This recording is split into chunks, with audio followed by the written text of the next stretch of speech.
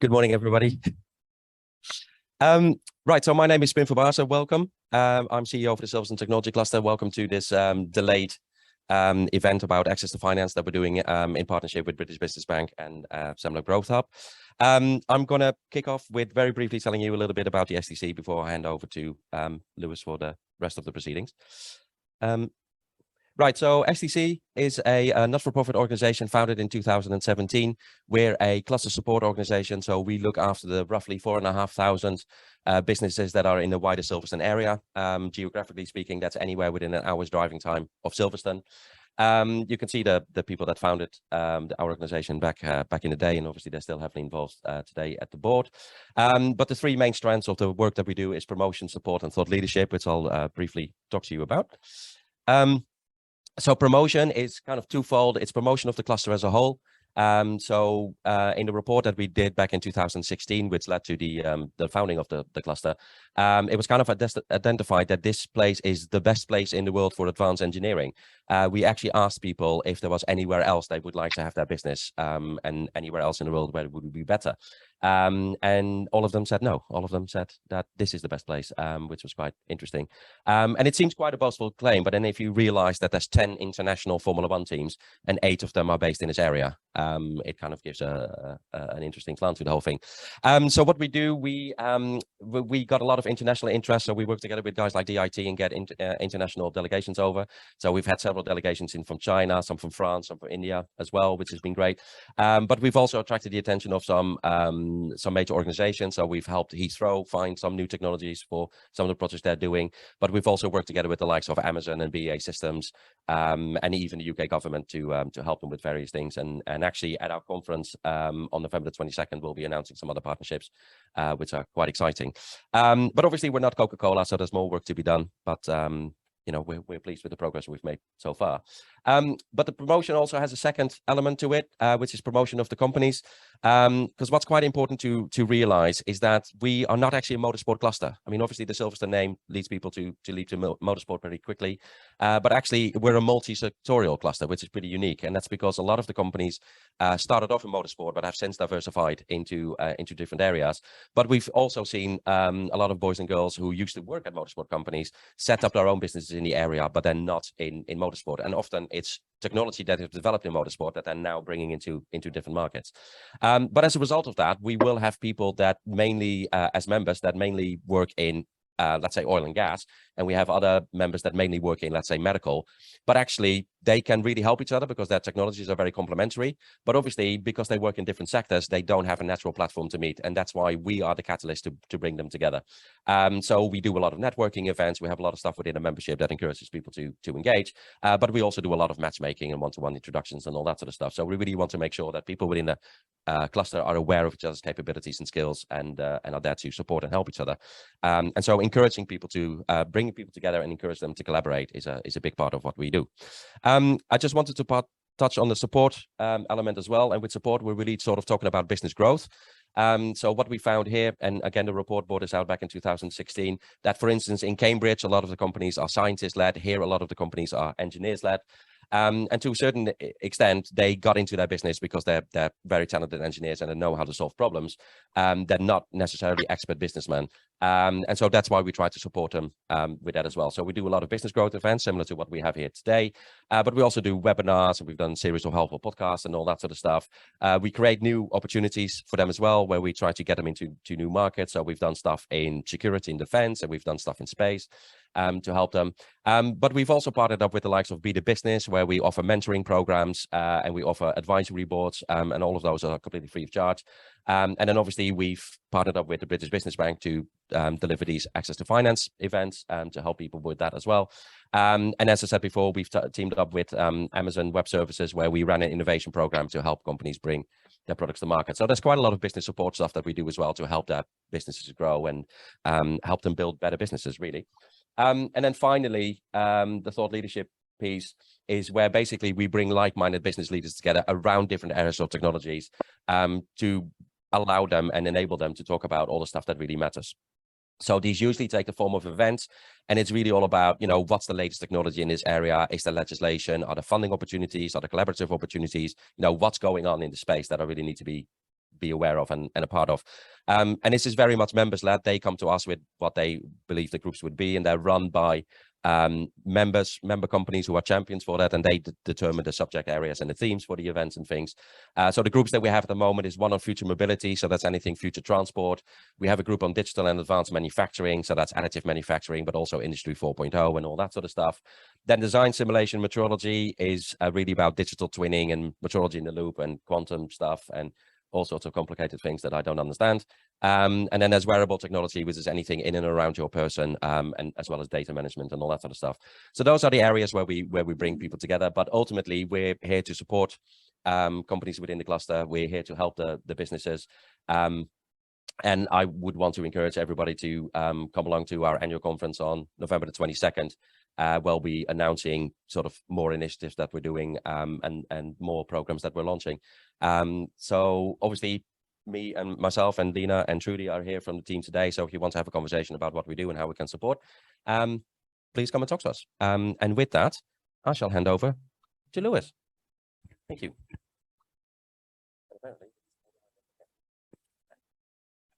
Always best to hold the mic and talk into it, I find. Definitely. Thank you. And thanks, Pim. And I'm conscious that this is the third, and I'm going to say final of the three events that we've had the pleasure of supporting at STC. My name is Lewis String, and I work for an organisation called the British Business Bank. We are government's economic development bank. Let me see if I can simplify it for you. So who are we? We are 100% owned by governments, by the Secretary of State for Business, Energy, Industrial Strategy. And what we aim to do is make it easier for small businesses to access the finance that they need to grow, scale up and start up. But we don't actually lend and invest directly ourselves. That's a slight lie, but bear with me. We work through delivery partners, and actually now that slide's out of date. We work with about 218 delivery partners, and they range from high street lenders to asset finance providers to venture capitalists to increasingly business angel organisations as well. And we do that in such a way as we increase the amount of finance options and finance available to those businesses to start up and scale. We have a mission recently changed to include the drive towards the net zero economy. But again, it's about giving businesses greater options in terms of their journey through starting, scaling and growing. We have 7 objectives, the latest one being around net zero and the transition to a net zero economy. But I want to focus today on a couple of those, and hopefully through the panels you'll get a better understanding of that. The first is about addressing regional disparities. It's great to see Rod here, but I think he would agree, moving the investment dial outside of London and South East into the regions, and we're doing some great work with UKBAA, which we hopefully will trail, probably not today, but at a later date in terms of addressing those regional disparities. But for us, it's about giving you as businesses a greater range of options. We were born sort of out of 2007-2008 economic crisis. We were set up almost 10 years ago now, and the whole reason for that was to get away from an over-reliance in terms of the high street lenders. So 95-96% of all of our funding on your behalf goes into those alternative funders to give you more options and more choices. You'd be pleased to know, however, we do that in a very considered way. We give you a return. I think the annual report last year said it was 18.2% return. That hides a multitude of sins, but let's not go into that for today. If you want to discuss how we work out that return, I'm happy to do that through an Excel spreadsheet. In terms of our solutions, what do you actually do, Lewis? Well, as I said, we actually put money through a whole myriad of different delivery partners, and we focus on debt and equity. So today we're going to be talking about non-grant funding, and that's important to get across. We look at fund managers that with our funding, with your funding as taxpayers, are going to do something slightly different from the marketplace. We don't compete with the market. We help them to give those greater options and support more business as a result of that. And in terms of debt, loan funding, we start with startup loans. And startup loans is exactly what the name suggests. It's about providing loan funding to businesses that are starting up, actually in the first 3 years of trading. And if you've already taken a loan, you can extend that to 5 years. And it really reflects the fact that for a long period now, and hopefully there's nobody from high street here, high street lenders don't tend to provide funding for startup businesses.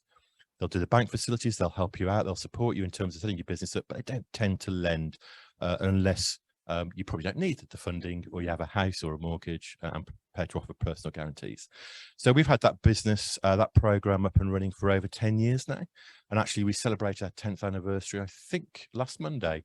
A highly successful scheme, not just because of the money, but it also provides support for those startups as well. And then we have a whole myriad of different schemes, which you don't need to know the names of, but we work through delivery partners to address those gaps. But the biggest one, which is on the right-hand side, is really about putting money into alternative funders to diversify that marketplace. And as I said, to give you as businesses greater options. Probably our core business is on the equity side, which I'm going to guess we're going to focus a little bit on today because of that scale up and that growth potential. And most recently, and very pertinent to this morning's session, we introduced something called the Regional Angels Program. And all that basically is supporting existing partners in the marketplace, providing angel finance to enable them to provide more of it, and particularly more of that angel investment outside of London South East. And I'm sure Rod and I can talk about that as part of the panel. But our core business, I think, from an equity perspective, is through what we call our venture solutions, our equity programs. And all that's about is providing more of that early stage equity finance. There's a question from somebody around value of death, which we're going to talk about a bit later on. But it's really that difficulties that a lot of businesses that have growth and scale up potential find in terms of getting that first bit of equity funding. And that's where we sit. We take that risk, but we do it in a considered way through existing fund managers.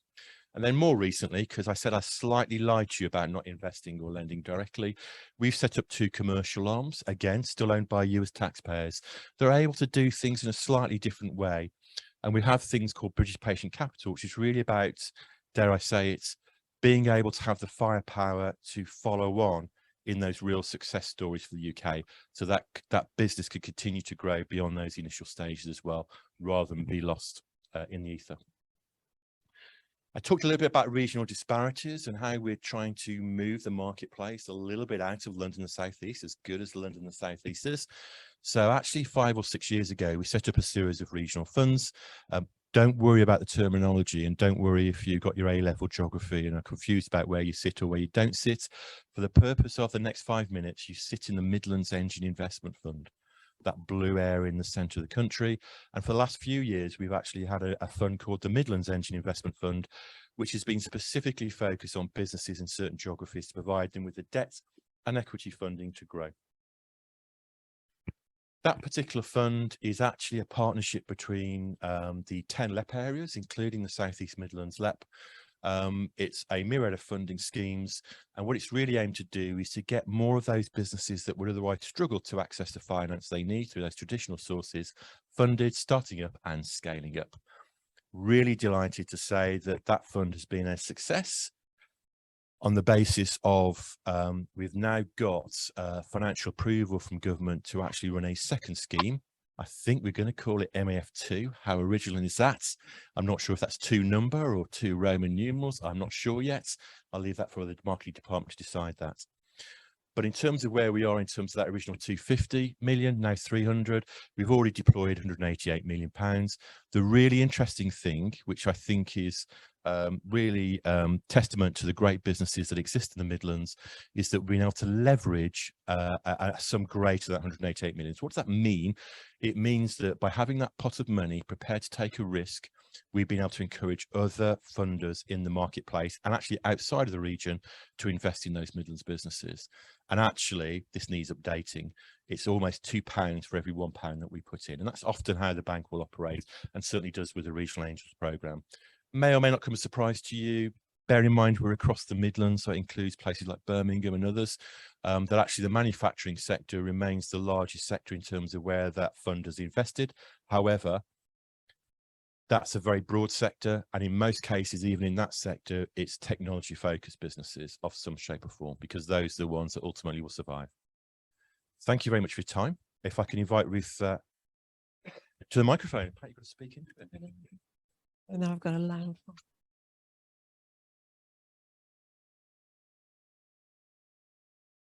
Good morning, everybody. For those of you that don't know me, I am Ruth Cousins, and I lead the team of business advisors and the gateway service for SEMLEP's Growth Hub.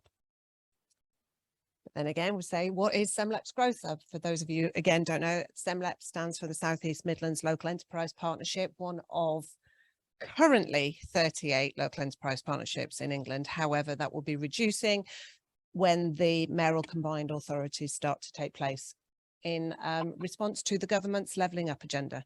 So everything has changed, but at the moment we are the South East Midlands Local Enterprise Partnership, and we cover all of Northamptonshire, Milton Keynes, Central Bedfordshire, Bedford Borough and Luton. So everything that looks, as I say it, like the nut that the bolt that goes into the region. We are also part of the Cambridge to Oxford ARC, which is still ongoing, which is a geographic area from east to west that is gaining momentum with regards to enterprise funding, government noticing, with Cambridge with, of course, the health sciences, Oxford technology, and our cluster in the middle, which is brilliant. So we are here to provide economic growth and prosperity to that region. We access the different programs, support, connections within the business ecosystem to help all businesses within our region. We help create local jobs through grant schemes. We help skills, employee needs. We have helped quite a lot in the past for infrastructure. The A421 link road, for example, between Milton Keynes and Bedford. If anyone had been on that in the past, you realise what a nightmare that was part funded by us. So the infrastructure, we're also then trying also, as is everybody, to go towards the net zero agenda. So a lot of our programs are towards sustainability going forward. So our 22-23 Growth Hub priorities, we're here to, as we said, to support businesses. So these are our 10 priorities that we are concerned with this year. As with every government funded organisation, there is constant change. So we are trying to keep as much stability as possible within the region to help every business grow. So we're going to provide support to companies that have the greatest opportunity for growth. That will be through our growth curve scheme that Sandra is going to talk about later, through providing grant funding, business advice. Not everything is to do with money. It is to do with helping businesses understand where they need to go, what they need to do to be able to grow. We act as a central point to understand business support. So we like to think of ourselves as at the centre of the business ecosystem. We have a great network in which we can connect and support you to all the programmes that are out there, whether they be funded with funding or just for support. We can signpost you or connect you to lots of different things out there. We're supporting the green recovery and the move to net zero carbon. We've recently, for Northamptonshire businesses, running the Green Recovery and Innovation Programme, and that's part of our steps forward to help people understand that, especially in today's environment whereby the cost of energy is so high, that becoming resilient, thinking of the future proofing of your business towards net zero carbon and sustainability is actually a positive way forward. So connecting businesses to the right finance and funding, that's why we're here today. I have another slide on that following. Support innovation and diversification for recovery and growth. Of course, with COVID, with Brexit, and with the energy crisis, recovery and growth is really, really important. So we're supporting all the different innovation that has come out for the last few years, and it has been quite amazing how businesses have diversified and innovated when the time has that's a good Laurie, it's always something. How many businesses have diversified and innovated because they've had to, but it has brought forward a lot of diversity.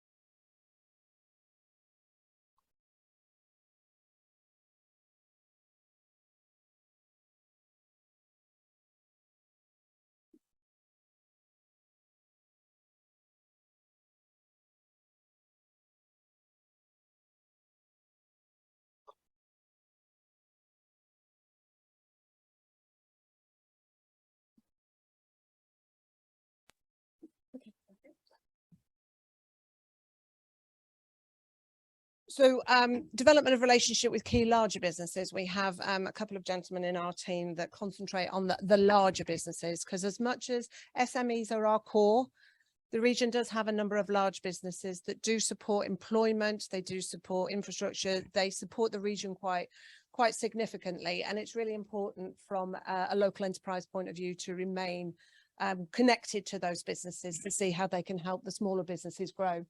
Supporting businesses with international trade. Again, we, alongside, STC, we all work with the DIT, Department of International Trade, to help businesses. They predominantly, excuse me, concern themselves with exporting. And for any Northamptonshire businesses, there is a programme called the Internationalisation Fund that does provide funding if you are looking to export through your business. It may be that you've done it before and you want to get back into it. You may never have even thought about it, but if you are thinking of internationalising your business, there is financial funding out there from the DIT to help you do that. Addressing skills gaps and future talent pipeline. For anybody that's in a business at the moment, you realise the recruitment is an absolute challenge at the moment. There isn't a single business or sector that we speak to that hasn't got a recruitment challenge. And part of our remit is to help address the skills. We have a team that go into schools and help future skills and future talent pipeline. But also we work with the local authorities and everyone to see whether we can help with the recruitment for current needs, which we know is a very big stumbling block to help businesses grow. And intensive support for sectors which are most vulnerable to economic shocks. When COVID came, the tourism, hospitality industry decimated. So we provide intensive support schemes for sectors that we think need the greatest support to help come back into profitability. Not doing anything now. With me.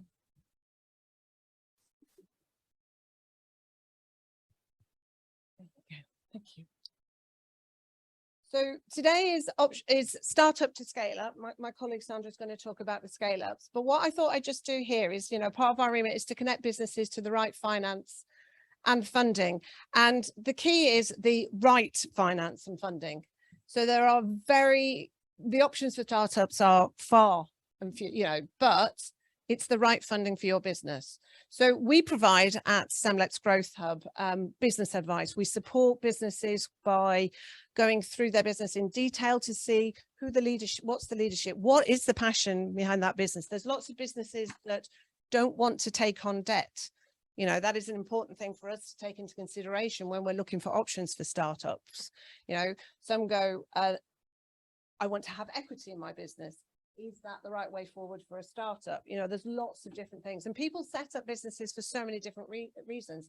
There's there may be somebody who has been made redundant as a result of COVID or Brexit or the energy crisis or the economy that we're having at the moment. And they go, do you know what? I want to set up and I want to start my own, but they don't know where to begin.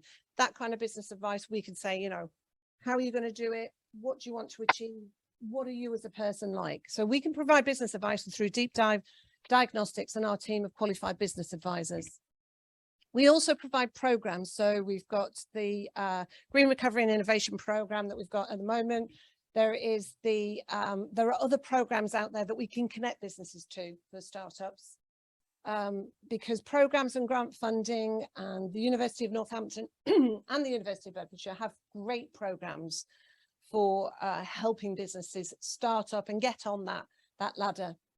One of the major ones, again, delivered through the University of Northamptonshire, University of Bedfordshire and Windsor, is the South East Midlands Startup Programme. This has been running through, I think it finishes next year, next year, as a lot of programmes do. But it helps businesses with support and looks at all those areas that you need in marketing and finance and operations and leadership to actually get your business on that ladder really, really well. And it also comes with some grant funding still, just to help you get that step up the ladder. Startup loans, which Lewis has mentioned, is an absolutely amazing thing. When I had my business, I actually needed a £25,000 loan and I had to borrow it in my personal name because that kind of funding was not available. It is an amazing thing. And what these programs have, SEMSUP, startup loans and everything else, is they have training. They are there. The startup loans is brilliant because it's not just, I'm going to give you a loan. Here you go, off you go. You get a mentor with the startup loans. You get a mentor with the SEMLEP program, you get training, and training is absolutely key because, as Lewis has rightly said, business people, they know their product. You know, I don't know very, very much about, you know, advanced technology. I'd love to know more because I think it's absolutely fascinating, but I know business. Whereas if you've got a fantastic little product that can change the world, but you haven't got any knowledge in business, this is where the training and the business support can come in and help you. Alternatives, there are always alternatives. Friends and family, actually a very brilliant alternative that's been out there for ages is, where do you find your funding? Crowdfunding is another alternative, the angel funding. There are lots of little alternatives out there to fund your startup, but it all comes back to the connecting the businesses to the right finance. And from that is the business advice that we can provide, or your providers, you know, the business advice that can be provided to say what's right for you. What is right for your business? What does your business want to achieve? As I said, we do lots of different programs. We've got a resource hub on our website. What I would recommend everybody do, sign up to the Growth Hub newsletter, because if there are any programs that are being launched, any interesting news, it will come out in a newsletter. We have a support hub on our website that will give you all the details you might need of any program that we've got going, connection to programs that are out there. It's resources to help your business. We've done recently the intensive business support schemes for 5 out of our 6 local authorities in the region. We've done recovery and resilience grants which were match funded capital grants for helping businesses recover from COVID. Growth curve, Sandra's going to talk about, and as I've mentioned, the Green Recovery and Innovation Programme, and our Foundations for Growth programme, which is fully funded by us, helps you take those steps towards scaling. If you're not quite right for scaling yet, we can go through your business and help you with the action plan to get towards that scale up. So we've achieved quite a bit so far since April of this year. As you can see, I don't need to go through every single one of these, but what is very interesting is that, again, like what Lewis has says, the grant funding that we have provided has raised 738,000 in private sector investment. So a lot of our grant funding is private sector matched to help the economy. And that is a figure that we're very, very proud of. The number of people going through different programs, growth curve, 1,807 hours of support provided. By now, it's a lot more. Different events, GRIP programs, decarbonisation workshops, and 43 jobs created. So that's what we've achieved in the 6 months since April, and we're all very proud of helping the economy grow. We get lots of different business feedback. So if you go onto our website, you'll see lots of case studies that will show how our support helps businesses grow. What is the absolute impact onto businesses in our region from the support, the funding, the grants, and the time that we put into businesses to help them grow. I just want to mention this one. On our website, we do have, we're calling it the Cost of Living Support Hub. If you go onto that support hub, there's a banner on the top of our website. It will link you through to the government support for energy. It will link you through to building resilience, what is out there to help you grow, thoughts on everything around the cost of living, staff wellbeing and mental health, because we know that that is a big impact when the economy is in the state that it is in now. And lots of support to help you get through the next week, connects you to different events that are going on as well. So I would recommend, if you are concerned on the energy crisis at the moment, have a look at that, and there will be something to help you in there. And if you want to engage with us, I know that only says the Twitter handle, but we are on LinkedIn, Facebook. You can email us, you can phone us, and hopefully soon you'll be able to web chat with us. So yes, thank you very much. And who am I handing over to now? You. I'm going to set everything up. Thank you very much. Just in case you weren't aware, the Dalek on the lectern is actually, because we're running a hybrid event today, so you'll be filmed and we're getting responses to it. So maybe if I can just ask to make sure that particularly Ruth and Adam, if you don't mind, when we come to the panel, if you can just be a little bit specific about the particular support available through both SEMLEP and SEMSUP, because we've had a couple of questions, including from Russell Norton, just specifically what can he do as a startup business? So maybe we can touch on that a little bit. Just give you a feel for the rest of the day. We've had the sponsors, selling the sponsors. So apologies for that. Also on my behalf as well. But seriously, we're here today to talk about how you can fund your business as a startup and as a scale-up business as well. So I'm going to run the two panels. We're going to have a first panel, which is primarily focused on startup and startup funding. We're going to have a little break, so it gives you opportunity to grill the panelists even further during that break and coffee. And then we're going to have a second panel where we're going to focus a little bit more on scale-up, and again have another panel and do a similar thing there as well. So I'm going to introduce my first panelists, if you don't mind. First and foremost, thank you for the excellent presentation, Ruth. Would you like to reintroduce yourself, just in case we've forgotten? Oh gosh, speak into this. Ruth Cousins from SEMLEP Growth Hub. So we provide connected business support to every business within the South East Midlands. Great, thank you. And Adam, please. Thank you. Good morning, Adam Lawton, University of Northampton. I'm a business advisor working across a number of different schemes for both startup and established businesses. I'm like Ruth, former business owner, and I've also used startup loans when I was running my business. Great. And Rod, welcome. Hi everyone, I'm Roderick Beer, the MD at the UK Business Angels Association. So we are a national trade association for early stage investing. So we look after about 220 organizations from across the UK, from lots of angel groups, investment funds, crowdfunding platforms, really a broad spectrum of all those who are investing capital directly into early stage and startup businesses. But also we work as members, the kind of entrepreneur support side. So we have British Business Bank, Innovate UK, KTN, Royal Societies, or kind of engineering. We have lots of other members who are a part of our organization, and it's our job to help build, scale, and improve access to equity capital across the UK. That's great. Thanks, Rod. I think we have some questions for you a bit later on. Gary. Hello, my name's Gary Beckwith. I'm founder of Gobby. Gobby is an online survey tool, so I'm a tech company, but I provide services as well. So engaging with companies that want to engage with their stakeholders in a more qualitative way. So online survey tools presently focus very much on preset answer options and getting people to conform. Gobby surveys focus more on the other box, getting people to develop or share their group intelligence around shared experiences of a particular product or service. And I've been working with University College London recently on the value of co-production, so co-producing services and products with stakeholders. I feel it's very much the future. So I'm basically turning online surveys on their head. Thank you, Gary. If I can come to you first, Ruth. So if I go to the other panelists first, before we do that, provide me with some context. So talk about the South East Midlands. Is it a good place to start up? Okay. And if it is, why? What makes the South East Midlands a great place to start up a business? It's a really interesting question. The South East Midlands is actually one of the hotspots in the UK for startups. We are ahead of the game. I think we have 15% of all the startups as at 2020. We haven't had any later data.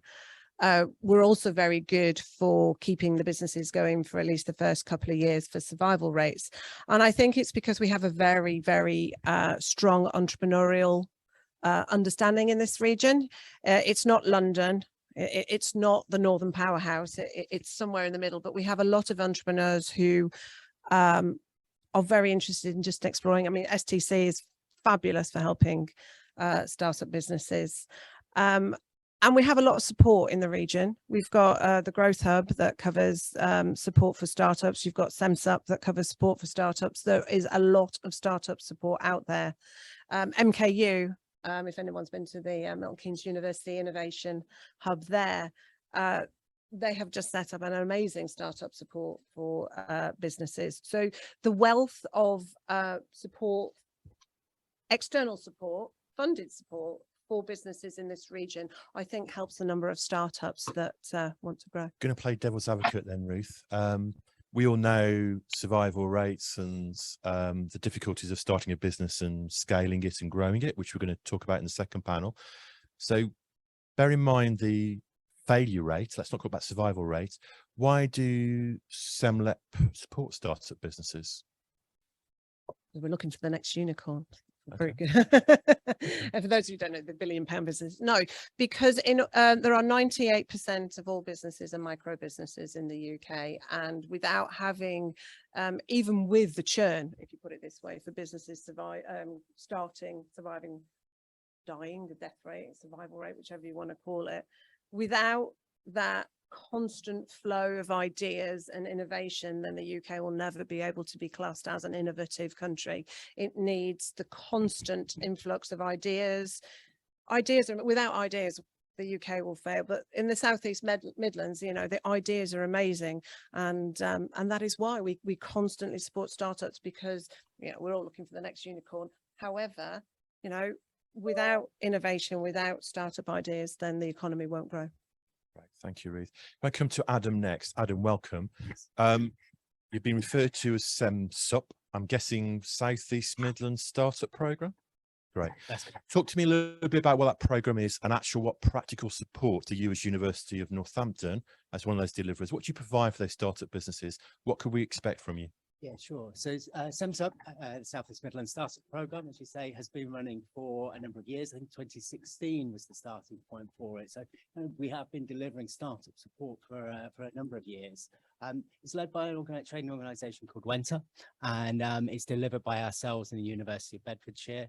The programme itself provides information, advice and guidance, and one-to-one support from a business advisor, such as myself or other members of the team. We then deliver a programme of workshops and webinars to improve those skills and develop people's confidence and ability in running a business. Those programs, those workshops and webinars cover everything from business planning, finance, looking at marketing and brand development. Then there is a small grant attached to that programme as well. That grant is just a maximum of £3,000. It's 50-50 match funded, so we do need investment from the business as well. And we work with any business up to 3 years old. So from the seed of an idea up to your 3rd year, you can benefit from some of the development through the SEMSUP programme. Great. And before we move on, Adam, if you don't mind, apart from the grant, typically when you're dealing with a startup business, Ruth gave a really good presentation slide in terms of funding options. Which sort of funding options are startup businesses typically looking for, and which ones do you see more often than not? Which ones do you help them to refer to? Yeah, sure. So we like to assess where somebody is with their business and then understand what may work for them. Often people come into the SEMSUP programme because they know there's a grant attached. Well, through the programme, we believe the real value is actually the training and the development, and perhaps understanding what other support may be out there, because maybe the grant's not right at that time, or is a bigger commitment than somebody wants to take. So we try and explore all areas through our finance workshops and our own guidance. The development of a business plan very much then depends on what the business is, whether it's a micro business, something that's going to be more hobby or part-time, through to something that is looking to scale. We'll work with either our team or the wider university to develop that for a business. Thanks, Adam. Rod, welcome. Managing Director of UKBA, explain a little bit about what business angels are and investments. I'm guessing they're a useful first point of call for an early stage business. Yeah, so a business angel, just to kind of put it into perspective, they're an individual person, a high net worth or sophisticated individual who's made a bit of money. They've got some money sitting in a bank or sitting somewhere where it's not really doing much for them, and they're looking to make a bit of a difference, make some returns, and also have a bit of fun by backing some really exciting, innovative companies. So effectively, they're investing directly in a business, in an early stage business, taking shares in that company directly, individually. So they're writing a check to that. And then because they themselves have good business experience, they may come from a relevant industry sector, they might have grown and sold their own company in due course. They have a lot of value to add as well. So they will kind of mentor and support a company that they've invested in the hope that company would grow and scale and become a really successful, very exciting business that can ultimately give a return to that investor by being acquired, really a trade sale. That's what a business angel is. There are about every year, just to put a bit of context, it's a hidden industry. I mean, you've probably all seen Dragon's Den. That's very kind of actually unrealistic to reality. There are, in fact, about 36,000 individuals every year invest under the EIS and SEIS government tax scheme that exists for this kind of activity.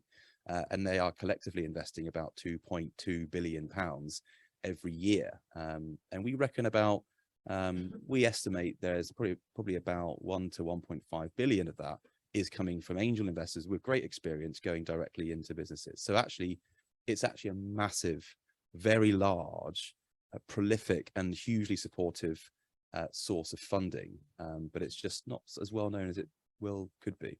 Okay, that's interesting. Let's carry on that vein then, Rod, if you don't mind. Sure. You've done a total amount, which is a massive figure, so everybody gets excited about. Really though, what's the range of individual investments that high net worth would put into a business? So to put kind of perspective to it, and the typical ticket size is called, so that's the kind of the size of the check that I put into a funding round, is anything between 15 to kind of 40,000 pounds. The average is about 30k. So that's what an individual would put in, but that individual will often be alongside other individuals, and they've collectively said, you know what, this is really cool. Let's all go on this together and give some support to this great founder and help them grow. So, but with technology, with the reduction in cost of doing an actual deal, ticket sizes, investment amounts has come down to kind of a bit less sometimes. So if you wanted to be an angel, you can actually invest, more people can become angels than was previously possible. If it's via a crowdfunding platform, I think you can invest as little as a tenner, but angels are more about the kind of sizable checks and, you know, real support and getting involved with the businesses and supporting them. Difficult question, I know, because again, they invest across the piece. They'll often invest in things they know, they like, they understand. But are there particular types of businesses that typically a high net worth would be interested in? Yeah, it's a really good question. So for me as an angel, for me to make a return on my investment, so if I put some money in, we've talked about a failure rate, etc. From an investor's perspective, if I invest into 10 different businesses, I'm actually only going to likely to see a return from 1, maybe 2 of those 10 companies. The rest might grow to enough and do okay and earn a salary, but never actually be bought and never achieve great things. Some may well fail altogether. So actually only 1 or 2 in 10 are actually going to give me a return. So what we need to make that work on a portfolio basis is to invest in high growth, high potential businesses. So often the sort of company that could be is a really exciting innovation. So advanced engineering, we've heard a lot about that. That could be really exciting and interesting. If it's an engineering solution that can solve a large global problem that can really make a big change and create a business that is incredibly valuable. They often also like a lot of B2B software as a service companies because it's quite easy. You can scale and grow that company relatively quickly. It's easier to sell into businesses than it is to consumers as well. So that's what they tend to like to see. But the most popular sectors actually is a lot of health tech, green technologies are really exciting at the moment. It's quite a broad cross section. The sectors that are probably less attractive are things in creative industries. It's quite challenging for investors to engage in there. B2C, business to direct to consumer offerings are actually also quite challenging from an angel's perspective. B2C tends to be more the domain of crowdfunding platforms and less so for angels. Great. We'll come back and talk about how individual businesses maybe get in contact with your members and move that discussion forward. Gary, I'm going to come to you next if you don't mind, and I am going to ask that obvious question: why are you called Gobby? Okay, right. So Gobby infers voice of the customer. I come from a quality assurance background in health and social care, and Gobby was born out of frustration with online survey tools and doing research with people, second guessing what's important to people, putting that down in the survey and getting people to conform to it wasn't my style. So I decided with an idea to stick it on the back of a fag packet and take it to a tech company because I'm not from a tech background. And I mean, you know, answering your question, Gobby came about because I needed to find a domain name that was available that that said voice of the customer, and it was tough. So I had a couple of glasses of wine and sat down and Gobby came up and it was available. So I took it. And it's memorable and it's short and it's sweet. Yeah. And it's a good enough reason. Yeah. Absolutely. Let's assume that you consider yourself to be a startup business. So what I'm interested in is what support have you taken as part of that startup journey, and where did you find that support and how did you access it? So I think initially getting the idea written down into a specification, take it into a tech company, you then get a quote for that amount that, you know, to start your dream off. So I did that and they said, right, this is the sum. And I didn't have the sum as a founder. and there's a kind of a bootstrapper, you're stuffed really if you haven't got the capital. So I went to the University of Northampton, saw that they were advertising programs, and I think it was at the time it was called Innovate Northamptonshire, and I applied for it, and it needed match funding. So I took the amount that was quoted to me, saw the amount that was being offered, and then went to friends and family and managed to match fund that and get Gobby prototype off the ground based on that. So that was a really supportive process. Great, thank you. We're going to come back on where you've got to now, if that's okay, a bit later yeah. on. Ruth, I'm going to come back to you very quickly, if you don't mind. So talk to me a little bit more about that SEMSUP program, because there's a number of people online, as you see my phone pinging away, that have asked for a little bit more detail in terms of what that program is, how they can access it. So between yourself and Adam, maybe. We can do this jointly, can't we? So basically, any business that is starting up within the South East Midlands can either connect directly with the SEMLEP Growth Hub. We will actually talk you through your business idea, what you're trying to achieve, and if the South East Midlands Startup Programme is right for you, then we will refer directly to either Adam or to Wenta, who are the overall company that manages that programme. And it is a brilliantly structured program to help you understand what you need to do as a business, from business plans to marketing. I mean, I'm just echoing what Adam has already said.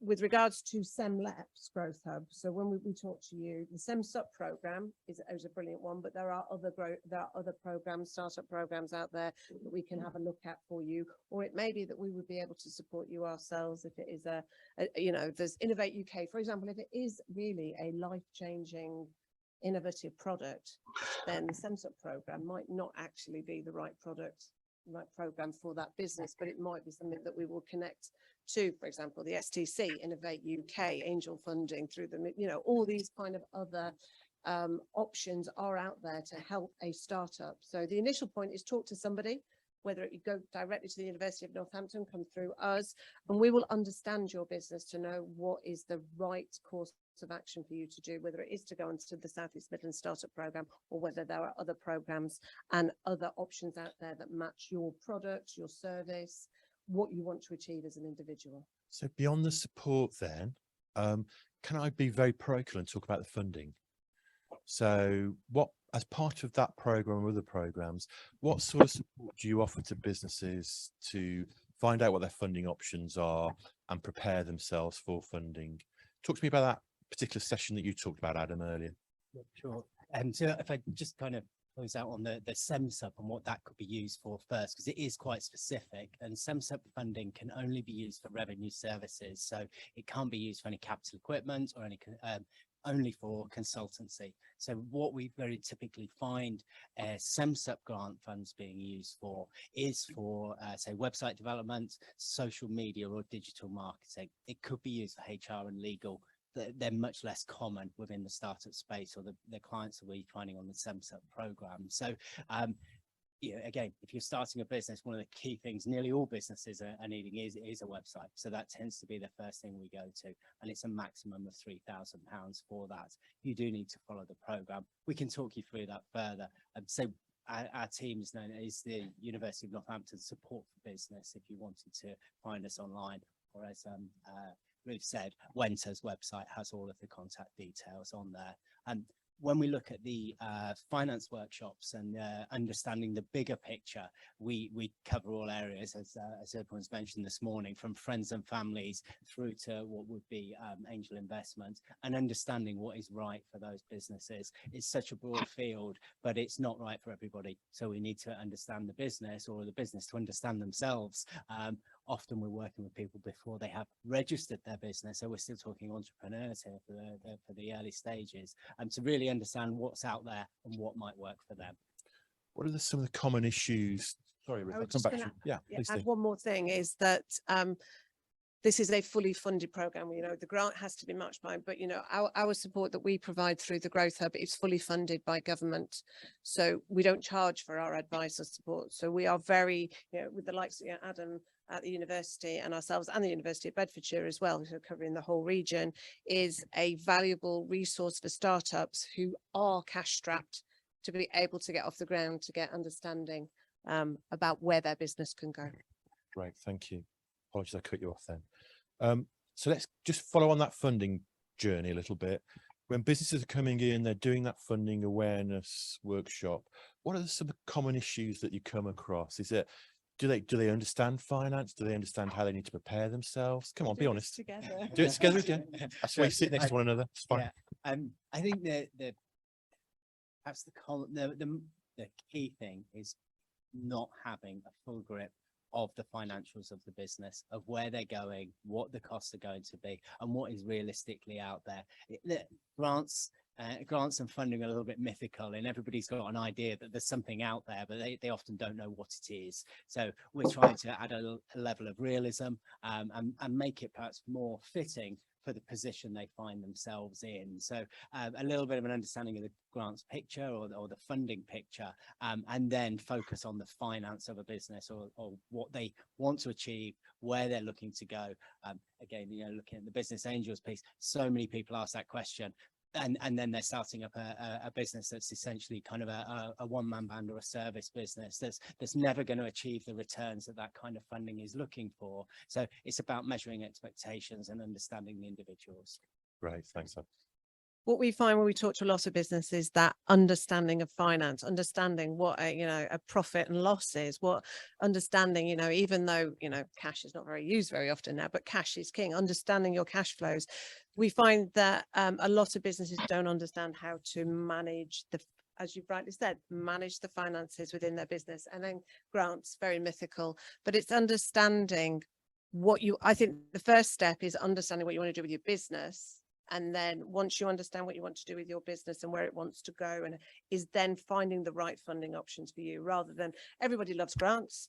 Well, grants is a fantastic word. We would like to ban it, that word, because it does get people down a certain route that they want to achieve. But really, we're asking people to take a step back, businesses, and go, what is it you as a business wants to achieve, and what is the right form of funding for you? A lot of grant funding comes with the condition that you need to find somebody to employ. So you need to find a job as a result of that grant funding. That doesn't suit every business. Again, a business that is high turnover but not high employment would not suit some grants, because they would need to, as part of that grant, they need to employ people. So it's really two sides. It's understanding the finances within your business, what cash is, where your money is going to come from, what your costs are, as Adam has said, and then understanding actually where do I want my business to grow and what is the right thing out there for them. Thanks.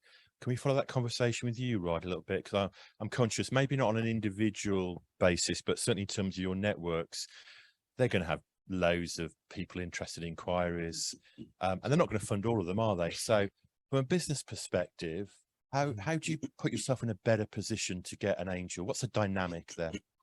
So I think it's ultimately about the way you present and the way you explain and communicate what you're doing. An investor is ultimately looking for a really exciting opportunity, driven and led by an ambitious, driven, committed founder. That's what they want to see. They're investing mostly in the team. They're investing mostly in the individual, and that individual's capacity to build, grow, and scale an exciting company in an exciting space. That's what they're looking for. And so it's about making sure that you communicate that. And that is actually obviously the case in the first place. So often it's done through developing investment materials like a pitch deck, so light touch, kind of almost like a brochure about why you're going to be exciting, why you're going to grow and take over the world and make a difference out there. So there's a lot of advice, a lot of guidance, a lot of support around how to develop these materials, how to kind of make sure you're communicating to investors in the right way. We have some on our website. It's totally free.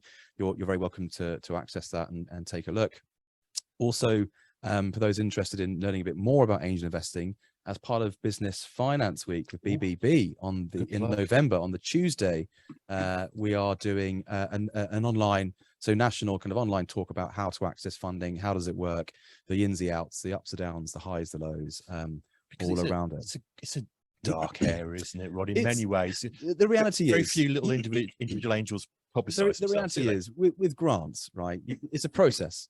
If you tick enough boxes, you get your grant. And yes, there is some bureaucracy, there's some challenges around it, but you know how to do it. You know what they're looking for.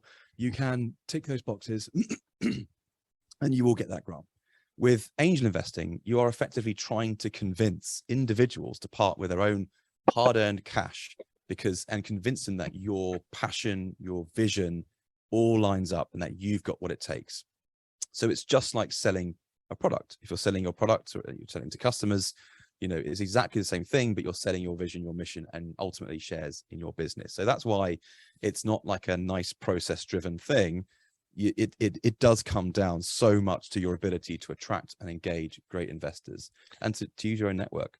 Absolutely. So talking about networks, then you've got most of your members, well, you've got all your members on the website, and that's a fair chunk of the network. Yeah, so we've got about 90 angel groups, about 50 investment funds are members of ours. We have a member directory that is open and free. I think you've got to subscribe to get into it, but it's completely free. You can actually browse that directory and make and submit your deck to them or reach out to them as well. You can do that. But it's about people. It's about getting trusted referrals into things. So often it's probably better to start building relationships with some of the groups in your local area so they can get to know you. You can have more of a warm approach to them rather than just kind of a cold sell to any customer. That's always going to be hard in any space. But with investors, it's all about trying to get a warm approach, but you can absolutely use that. There's also a new tool that's come out, and I've met the founder just yesterday, really nice guy. It's called shipshape.vc, completely free. You can pump in some details about your business and it'll show up some really good information and potential investors for you as well. It's totally free and a really good resource as well. So there is quite a bit out there for you guys to have a look at. And again, I think you touched on this earlier. The other side of the coin, obviously, is why do these people risk their money and put into businesses? What's the benefit for them? It's fun. It's just great fun. Just like a team sport. Well, hopefully they'll make a return. And the average return on investment for an angel, probably over a 10 to 15 year period. And this takes a long time. This is not, here's a loan, I want a return in 3 years. This is called patient. It's the most patient of capital because they're not expecting a return for 7 to 10, even longer years. In fact, one of our exits of the year, which is like a really famed exit, took about 25 years to get his money out. And the reason he won is because he kind of held on in there for so long through all these changes and shifts and new capital deployments. And we just thought, you know what, well done for supporting that business for 25 years and finally getting a return. So it's about return, but also, you know, it's if you're investing in the markets, you know, the FTSE, the all FTSE index is doing about 5.6%, but venture's doing 13, 14, 15%. So it actually stacks up really well. But the difference is you can actively get engaged and support those founders on their journey. It's like the only space where you can do that. I mean, I've got a lot of Apple products, but I can tell you now, I have not moved that.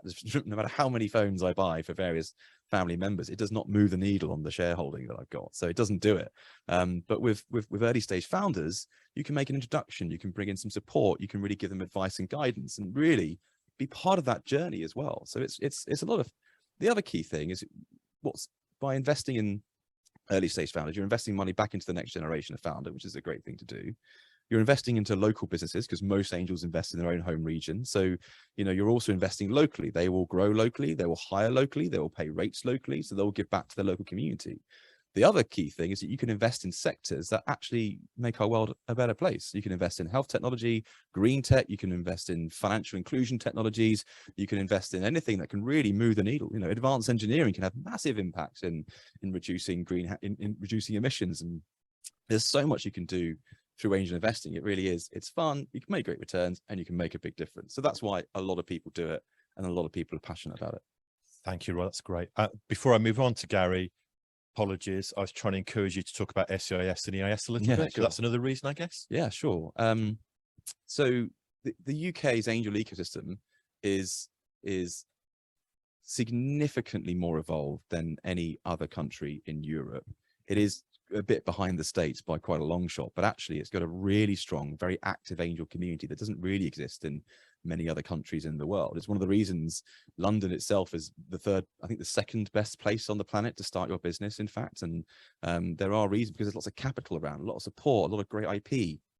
A lot of that capital has come as a result of the government introducing the enterprise investment scheme, whereby as an investor, I can invest in a founder, and from that investment that I make, I can claim 30% of my investment back against my income tax. So I'm getting the shares, but I'm actually getting 30 grand. Let's put 100 grand in. but I'm getting 30 grand back against my income tax. I'm actually only risking the 70 grand. If the founder succeeds and does incredibly well and grows and scales, I don't pay capital gains tax on those gains, which is fantastic. I mean, you'd normally be hit with quite a big bill for that. Also, if the company fails, you can claim loss relief. You can roll in gains from other things that you've done. It's a bit more, we're getting into tax, which is probably less interesting.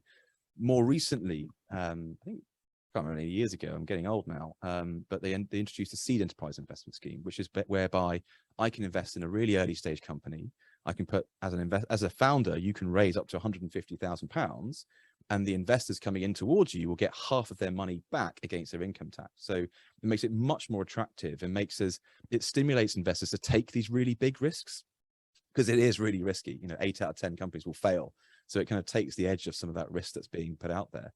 The government recently announced in its mini budget, there was some, it hasn't been turned around yet. Is that We still don't know. I mean, we've had some mention that it might not have been It's not undone. been taken out yet. Who knows? But they've increased SEIS allowance, which we've been supporting and lobbying for, where as a business now you can raise more capital. You can be now 3 years old and you can raise more money under that scheme as well. And it doesn't benefit you really, it's a benefit for the investor, but it makes you much more attractive to investors and more likely to make an investment at those early stages. So it's a phenomenal break. It really is. It's driven, and it's the stat I gave you about £2.2 billion every year. That's a stat I took directly from how much is invested via the EIS or SEIS schemes. So it's a huge, huge stimulus for the UK and the early stage investment ecosystem. Great, thank you for that. I'm going to pass for Gary. I'm probably not one that we've spoken to before, so hopefully you're comfortable doing it, but we've spoken about it. What was your experience about looking at potential angel investment, Gary? Be careful. I know you're gobby, but be careful. Yes. Okay. I would say that it's not been very positive. Okay. So far, just being honest. And I think Why?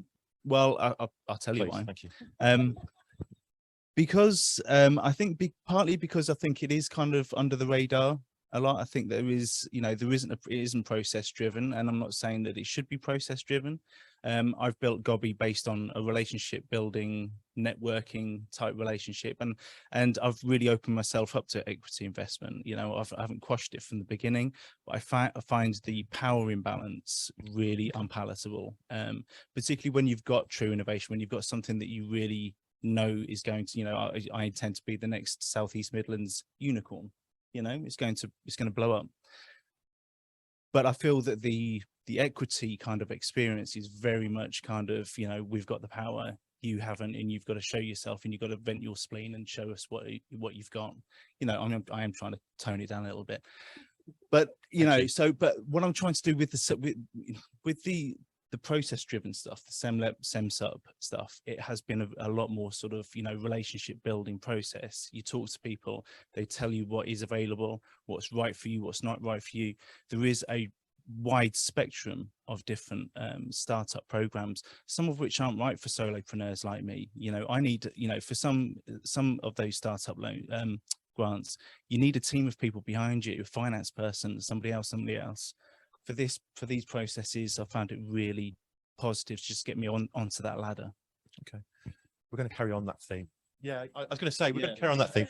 So before you do, Rod, I'm going to declare an interest that most of the stuff that we do is venture capital, where actually the percentage stake is probably higher, but actually in angels, give me a feel for where the percentage stake is and the ownership, loss of control is. I think it's important to understand that it is a sea of different investors operating very differently, and you'll have different experiences. There is a challenge specifically across areas of the Midlands where there's actually not as much angel activity. 60 to 70% of capital, 60 to 70% of investors are based in London and the Southeast, because there's just not as many people doing it in and across. So there's a distinct lack of actual available capital, which means you'll probably get a higher rate of those who are less experienced in deploying it fairly and reasonably and working with a founder on their journey, which is what it really should be, in my view. The power imbalance is a really interesting point to make.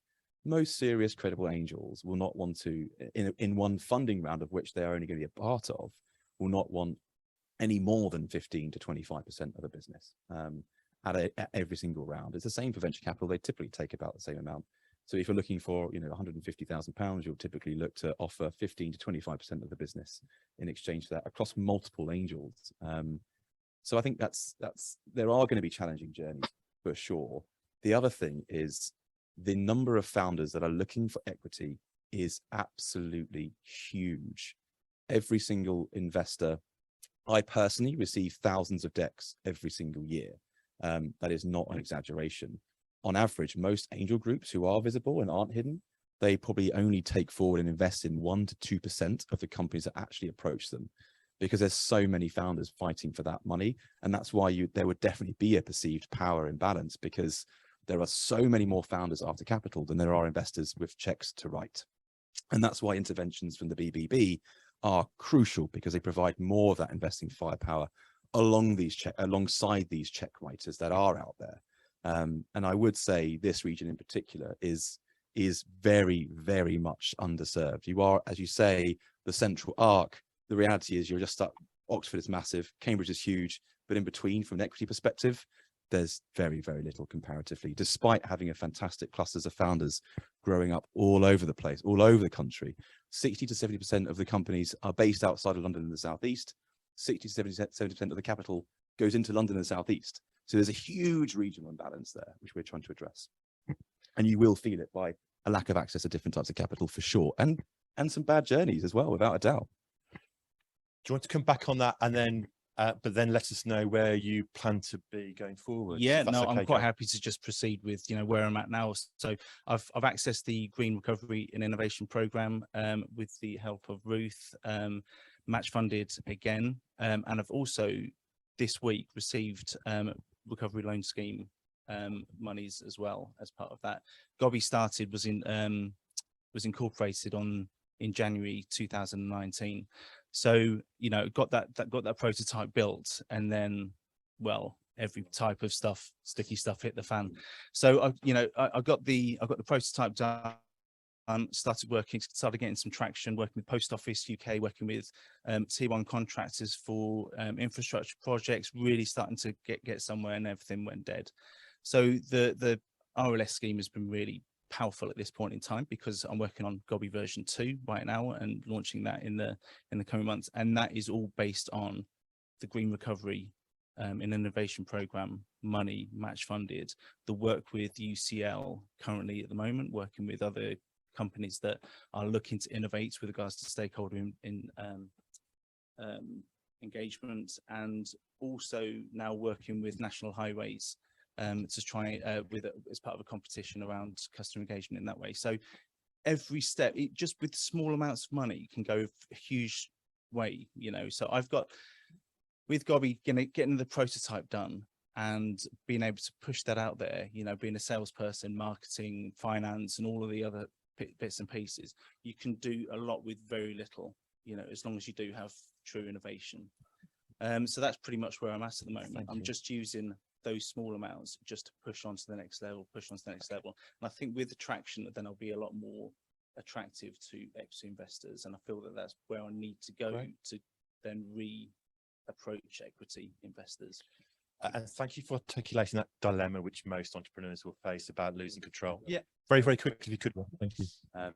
Traction is crucial from an investor's perspective. To get buy-in from someone who doesn't know you from Adam, is you need to justify and show and prove that other people, potential customers or industry partners, independently see this is a really good solution, I'm willing to pay for it. And you can prove that through pilots, through early sales, through relationships, through attendance of some accelerators, through a great advisory board from industry, etc. So there's ways to achieve that without cold, hard sales, but it's incredibly important to have some level of traction, develop your prototype into a working solution that you can actually then sell. Otherwise, the investor will probably not want to get involved just yet. Different for high technology businesses, which is a slightly different process, and for that as well. But yeah, Can be a danger in going for the big check too early, can't there? In many Yeah, ways. yeah. In many ways. I'm going to wrap up there, but there is time for probably one very, very quick question. Is Gary in the audience? If not, let's go to yourself.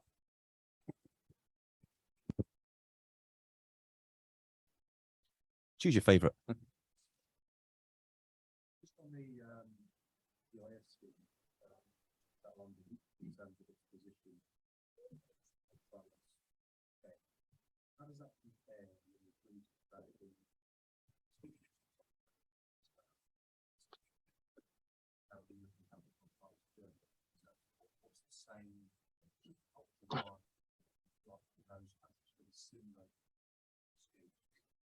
It's a good question. So the question was around, just for those online, EIS and SEIS. How does it in the UK compare against other European countries?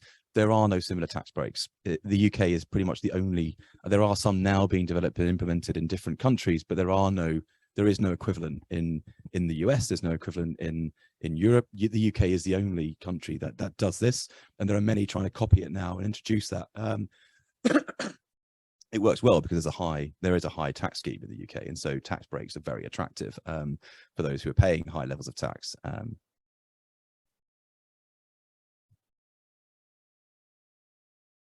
It's been going on for 25, 27 years, so it doesn't affect the question. The other question for those online was, is it impacted by our recent kind of relationship with Europe, which is somewhat strained for various very good reasons? The answer is EIS was invented, I think, about 28, 29 years ago. It first came out, so it predates that whole era of challenge. So it does predate that. So it's been going on for a long time in its own right. There's a lot of venture out there in different parts of Europe as well. Of course, they have their own great ecosystems, but they tend to be institutional funders, so venture capital funds deploying money and lots of government intervention support. What they don't have is, as much as we do, is the individual people putting their money directly into businesses. And what you get with that is the free support, passion, advice, and guidance, which you wouldn't otherwise get. Something like only, for venture capital, I think about something like 15% of VCs actually have any startup experience, which is kind of haven't actually started and run their own business. So like 85% of them don't have that experience. But a lot of the angels, there's some great VCs, and actually there's also some more stats that shows return on investment against those who are pure investors with no background in startups and pure startups with no background in investing. And there's absolutely no correlation between the two. It's a total random game within reason. A lot of the stats show it's just like, it is what it is. But it's interesting that you with angels, you can pick up someone who has built, grown, scaled, and sold a business, and that experience is invaluable in my view. That's great. Can I draw the first panel to an end? We're going to have a 10-minute break where hopefully there's going to be some coffees outside, and dare I say, you've got the opportunity to have a further chat with the panelists. And then can we be back in 10 minutes when we're going to start talking about scaling up? And we've got some equally impressive panelists. But can we just say thank you to the panelists on the first panel in the normal way, please? Thank you very much.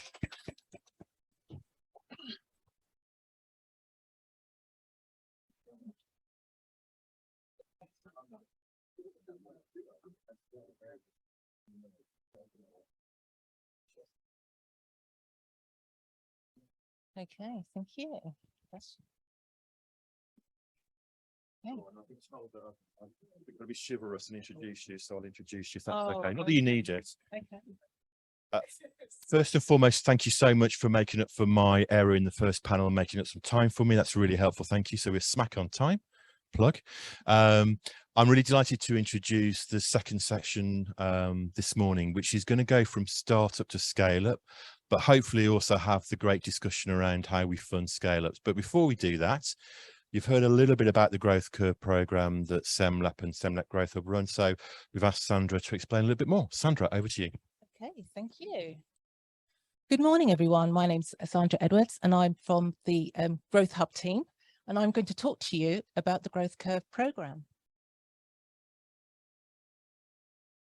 Lovely. So what is it? It's basically a high growth intensive program for business owners within the SEMLEP region. Now, this is not for any business. These are businesses who are serious about growth. They're willing to learn, and they're willing to take massive action to achieve it. Now, in terms of how you are eligible for the program, yes, you have to be part of the SEMLEP region, but also you have to have some growth happening already. If you've not have got it going on already, you need to have it projected within the next 2 to 3 years. You need to have a minimum of 2 full-time staff. You need to have a minimum of £100,000 in turnover. Now, it is a government-funded program, so there is no cost to you, but all is required is your time and commitment.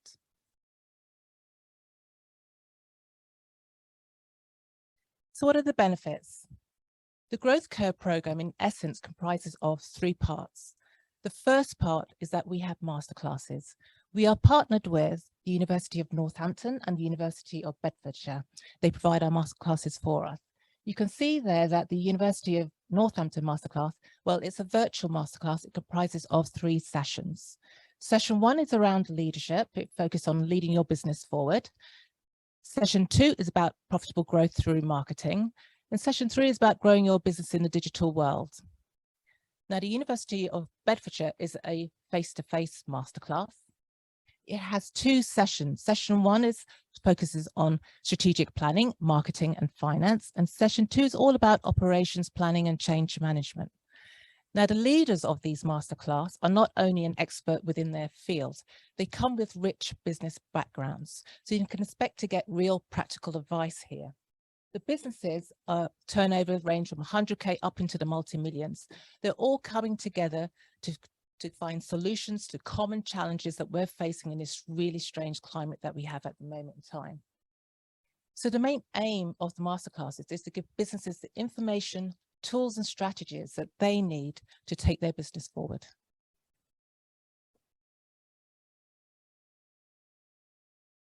Now, the second part of the Growth Curve program is that you get access to a one-to-one diagnostic session. Now, as you can appreciate in business, there are so many different things that you can focus on. But when you focus on the key areas that you need to achieve that growth will come much quicker. So this session is an exploratory session looking at all aspects of the business. We'll take you through a SWOT analysis, external strategies that may, factors that may affect your business. We'll look at finance, operation, we'll look through all aspects of the business. By the end of that session, you'll reflect and see what's come out for you as the key things that you need to focus on to take your business forward. Then it's about prioritizing those key things and then working on them.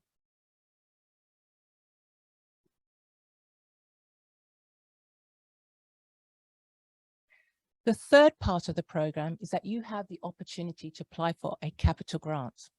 Now, the awards range from £1,000 to £25,000. In essence, it covers up to 25% of your project costs, up to a maximum of £25,000. Now, the kind of projects you can see here, plant equipment, machinery, setting up a new establishment, etc. These are the kind of projects you can use against this particular grant. Now, the key thing to remember here is that for every £5,000 of grant awarded to you, you will need to recruit a full-time person. Now, if this is something that you're interested in, you'd actually apply for this after you attend the masterclasses.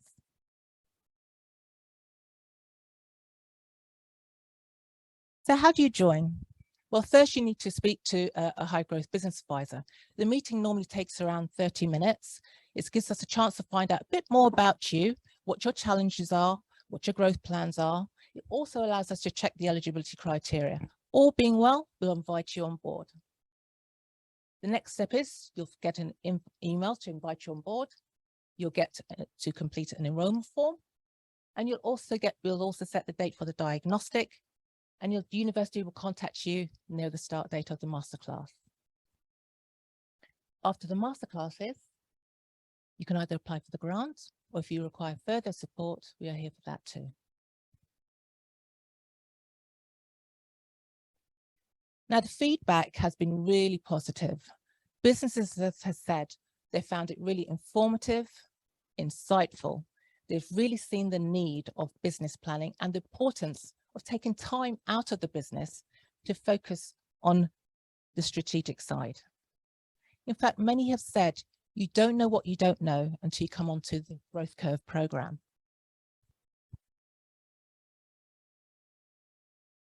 So if you're interested in coming on board, or indeed you want to find out more information about the Growth Curve program, please do get in touch.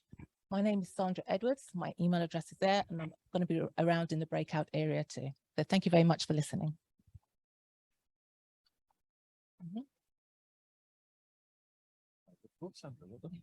After you. Thank you. It's a bit worried when the sirens were going off there a little bit, but well done for ignoring that. So I'm going to come to the second panel. Thanks, Clea. Right, we just we can just see people online if you're wondering what all that's about.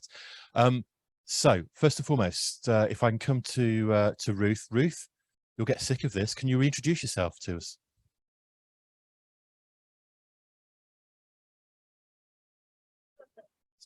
Great, thank you. Julian.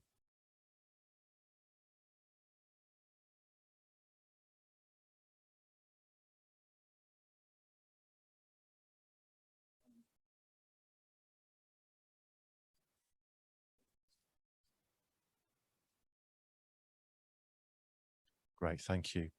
And Simon, please.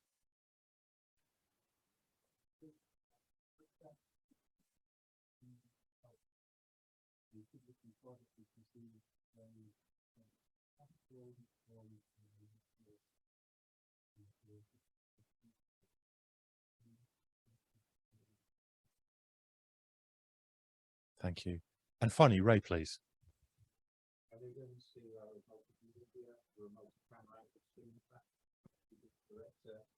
I was down to startup because survived longer now to scale up. So I take that within. Well said, Ray. Thank you. And thank you for being on the panel as well. Ruth, if I come to you first, you threw out some great stats around startup. I think you said 15% for startups in terms of the whole of the UK, which is fantastic. Is the South East Midlands the same for scale-up businesses?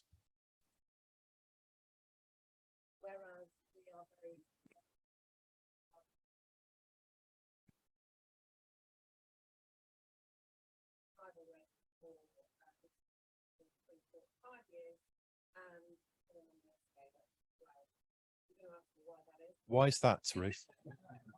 Seamless. A lot of it is to do with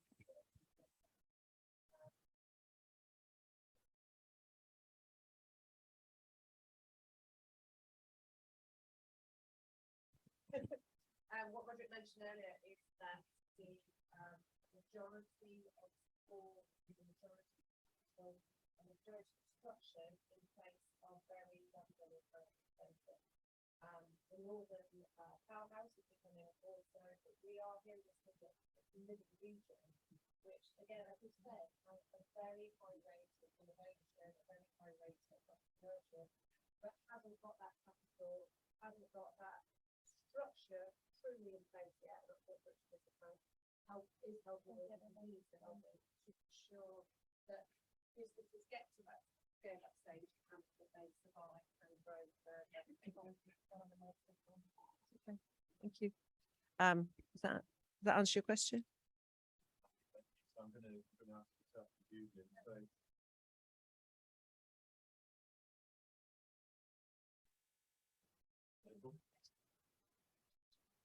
So I'm probably going to ask, in that case, yourself and Julian, what are we doing to address that? So Julian, talk to me a little bit about what University of Bedfordshire does, expanding on Sandra's point in terms of scale-up program, if you don't mind. Well, we kind of pick up, if I take the growth curve as a program, what I do personally myself, I will visit the program either halfway through or towards the end. So once they've kind of had a good look at where's the business right now, where's the challenges, what's going to be the next phase or the hurdle they're going to need to cross to be able to scale up and get from having a great idea, from having some good, keen people in place to what do we need next? Is it going to be about finance? Is it around getting the skills that we need in the organization? Is it around making sure that for scale up, our concept or our offer still works? So what we would do at the university, for instance, is we are very big, and a lot of universities are on knowledge exchange. So that by meaning of knowledge exchange, we basically mean helping the organization to access the knowledge and skills to bring their product or service to market or to expand it a bit more. We can do that by helping them to conduct research in a particular marketplace. It could be a continued or an expanding proof of concept. They can have a kind of a funded research program, which they wouldn't necessarily pay for. They could have an academic to kind of lead a piece of work for them, and also a graduate to help them to actually build a report or some kind of feasibility study. So it makes them to make more, more informed, more well-grounded, and make sure they've got the resources and capabilities in-house to be able to move it forward. So it kind of helps to decrease the risk. So for any organization kind of taking the next step, they don't want to be wasting resource. They don't want to be wasting money, definitely. And they don't want to be wasting time because normally they're working on quite a narrow margin for success or failure. Okay. Yeah. See how this works? Do you want to carry on, Ruth? Yeah. Answer that. The Growth Curve programme is a fully funded programme. However, that is not the only support that we as a Growth Hub can provide. Once they've finished with the programme, there are programmes that we're creating and have for mentoring. And one of the key aspects of a business, that the support they need to scale, is once they've had all the training, they need a trusted advisor. So we can provide that ongoing relationship. We can also connect businesses to mentors in the marketplace who can be that trusted advisor. We don't want businesses to be alone. We can help connect businesses once they get, through the programs, is to understand what are their next stages. Do you want to internationalize? There are programs out there through the Department of International Trade for internationalization of your products and your services, especially now the DIT are looking to increase the amount of services that are exported from the UK. We can also help connect to different, universities or colleges for recruitment. It's what is the next stages in that business that we can help support, that we have the tools to support. The one thing, as we have said, though, is that this is an evolving thing, and working with the British Business Bank and saying is what capital, we can have, what funding is out there to be able these businesses to take that next big leap. And I know that Lewis and the British Business Bank are working very hard on ensuring that those gaps within this region are filled. Thanks, Ruth. I'm going to come to you next, Simon, if you don't mind. So Rod did an excellent case in terms of business angels, what they are, who they support, how they operate. You talked about private equity finance. Can you explain a little bit about what that is, how it compares with Business Angel Network, and what sort of activity and what sort of businesses you're interested in? I can repeat the question, so apologies. Just try to make the most of the It's multiple questions in there. So we're in the right session to be talking about where private equity is is best applied, and that is to businesses that are scaling up. So we're beyond the proof of concept stage. What we're looking at is the ability to take a business that maybe is turning over hundreds of thousands or low hundreds of thousands of pounds to multiple millions of pounds, to get to a stage that is capable of being bought by typically a trade investor who can see by that stage that the hard work has been done to demonstrate that this is a product that they can take on and grow from there. And that's why it is a question of scaling up. So that's what we're looking for. We're looking for businesses that have the ability to do that. Now that means we're taking a step further than the angel in many different ways. It's not just obviously about the stage, but you're starting to get into more inverted commas professional corporate governance. You'd expect quite sophisticated sets of investment documentation. So those steps are where we start to take you. Let me come back to you if it's okay with you, Simon, because again, we had a really good, honest, useful discussion about that loss of control, and we had both sides from an entrepreneur's point of view, but also from an investor's. Was there anything specifically you wanted to comment on that? Because often you'll have a business that's scaling up, they've done all the hard work, they've got the IP in the business, but they do need to grow, but they need to bite the bullet and take an investor on board. Are you taking control of the business at that stage? No, absolutely not. And we only ever take minority positions. B, we're backing the management. I'm sure we're going to come to what makes a positive investment from our perspective, but management is very high on that list of priorities, very, very high. So we do not want to be running the businesses in which we invest. We want to back the management team. Now, you do have to have some downside protections, and that can cause a bit of friction on the way in. So there are minority protections that you do have to build in. So they are what they are from that perspective, and they've been built up over a long period. There's some pretty standard industry metrics from that perspective, just because, yeah, sometimes things do go wrong. That's the nature of the risk. But we don't want to be exercising them, that's for sure. We are not there to run the business. The management's there to run the business. I come to you, Ray, then. You're the business facing this scary world, and you've been already promoted this morning to a scale-up business, but I think you are a potential scale-up business in many ways. So talk a little bit about the support that you've accessed, how you accessed it, and was that good? Was it positive? Yeah, I think, you know, when you start out as a business, we set up the equity rates that we wanted to give away in different stages of the business. We looked at key milestones that we needed to hit before we approached angel investors and so on. We've worked with, you know, we're a member of STC, and that's helped us tremendously in terms of advice and guidance. We've been on a variety of accelerator programs, which again has given us some of the knowledge that you'll get through the growth curve and things like that.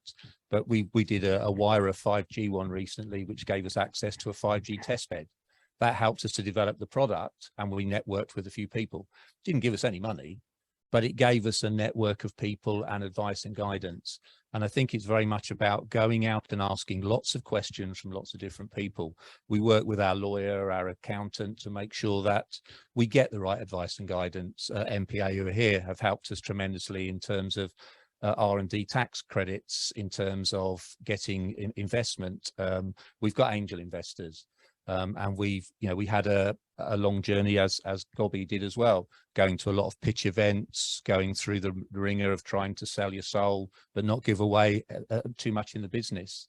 So I think it's about doing your research, application, and as many different things as you can possibly do, but make sure they have an outcome.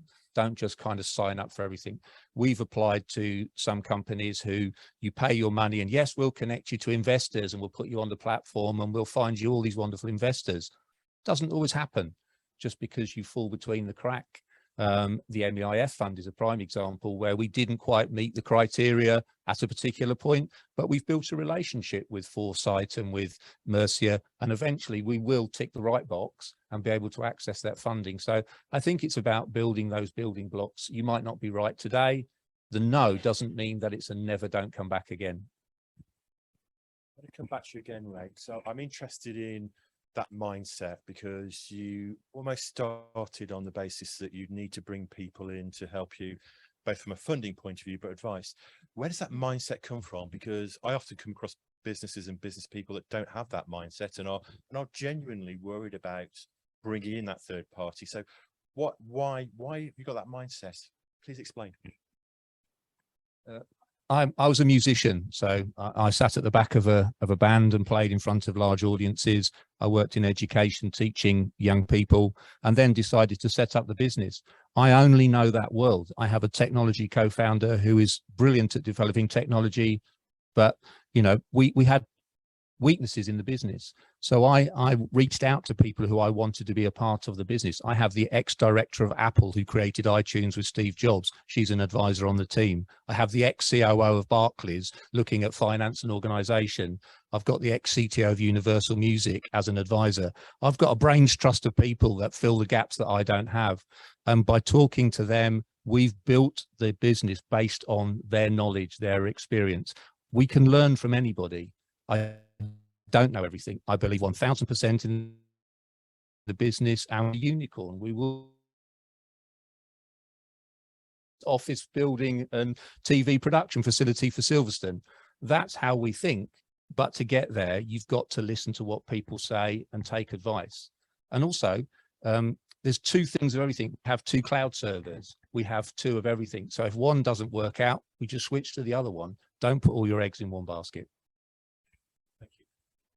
going to ask a joint question to Ruth and Julian, if that's okay. So we had that technical definition of a scale-up provided by Sandra, but scale-up is not going to be good for everybody. Not every business is going to be a scale-up. So give us a feel for the dynamics of a particular business.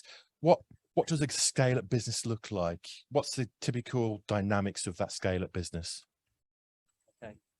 So dynamics. Okay. Well, I'll say as far as dynamics go, what they would kind of need to have as a starting point, without using the startup definition as such, is they'd have to have a clear vision about where they're looking to go, what they're seeking to achieve. They'd have to have people who are committed, so committed leadership within there. They kind of need to have proved that what they're kind of bringing to market, product or service, is basically needed by a market to start with. And then beyond that, we can then start to talk to them about, okay, what does so you want to do more of what you're doing. You want to be able to reach a wider marketplace. You want to reach a new market. You want to, whether it's diversify or whether you want to kind of adapt to an existing product that you've got. So as far as the university goes, as far as what we would then do to help those people in relation to moving from accelerating their startup and bridging that gap and reducing the risk, it's like you were saying initially around things like a backup server, or what would they, if you are having a server, what does its capacity need to be? What does its, how reliable does it need to be? How are you going to serve it? What are you spending on it? So it's just look at the granular detail around what sits behind what is going to be the platform, the bedrock, to support that continued scale up stroke growth. Thank you, Julian. Ruth, anything to add to that? I'm not going to repeat anything that Julian said, but I'm just going to add to one of the things, and that is the people side. We find, and my colleagues Neil and Sandra in the room will hopefully support me on this comment, is that it's the passion of the business. No business is going to scale if the founders of that business do not have that initial desire to grow that business to where, you know, like you said, the dream of where you want to be. So we find that businesses, quite a few businesses come to us and want to grow, and they get it to that stage that is really happy for their lifestyle, and they're quite happy with that. But they don't want to scale further. They don't see a future. They don't see that dream, that realization of that dream. And I think that's what sets out a scale-up business from a business that's just growing either organically or for a lifestyle. Okay, that's really useful. Thank you. Simon, I'm going to bring it back to funding because, again, it's my job. Sadly. But no, seriously, coming back to funding, I think I threw out the phrase investment readiness early. So as an investor or somebody working on behalf of your investors, what are you looking for from a proposition? What ticks your boxes? So I would say there's probably three things that we're going to kick off with when we first look at something. Okay. The first would be the product or service that's being offered. Do we believe that there is the potential demand out there, that therefore part of this quote scale up, it really helps to have had something demonstrated that works from that perspective. So first up, is there something that people will want to use, buy, consume? The next step is, can that be delivered profitably? And that's again part of this scale up conversation, because if you've got a piece of software that needs to be configured to every single user, that's going to be quite labor intensive as you get bigger. So in that example, you'd say, how big can you actually get? Because you're going to have an enormous support organization to deliver those sales. So you're going to look at, can that be delivered profitably? And then you come back to what I talked about before, which is the management. Can they deliver it profitably? Do they have the skill set or the openness that Ray's talked about to bring in those that do have certain skill sets? Almost certainly you won't have had somebody on either the sales or the marketing side. You probably not got a full-time FD. We can back those being brought in, but we need to see that there's an expectation that that will happen. But obviously at the core, does the key entrepreneur or entrepreneurs have the ability to drive that scale up? And it really helps if you can see that they've done it before, because they really will then understand the challenges that you are going to face. Without quoting names, please, what don't you want to see? What's a definite, gosh, don't come to me with that, you'll immediately switch me off? Valuations? Well, yes, of course. If somebody's got a very unrealistic idea of the value of their business, that could waste a bit of time. But I start to wince when people say we're the Uber of. Actually, people are saying that less and less now. It's we're the Spotify of. We only need 1% of the market to ... Unrealistic projections, and I don't actually mean about the top line necessarily. A lot of people just don't seem to recognize that to grow a business does need a lot of resource behind that. And you may take your turnover from 1 million to 50 million. Fantastic. But if you do that, your overheads are not going to stick as maybe 3 or 4 times what they are now, which may well be 1 million or 2 million, because you may well be losing money at this stage. Bigger organizations simply do take more resource to manage. And so if you're projecting 40, 50, 60% net margins, you look at that and you say, no, that is just not going to work. You know it from, even if I don't understand the business, I know that's not going to work. You know, if you're coming out at 20% net margin, well, yeah, that looks plausible. Again, massive round numbers and just for example, but that is something else that when you get a deck and you see 1 to 50 million, 2 million costs, 4 million costs on the far right, it's just not going to fly. And it tells me that you don't really understand what it's going to take. Great. Back to management.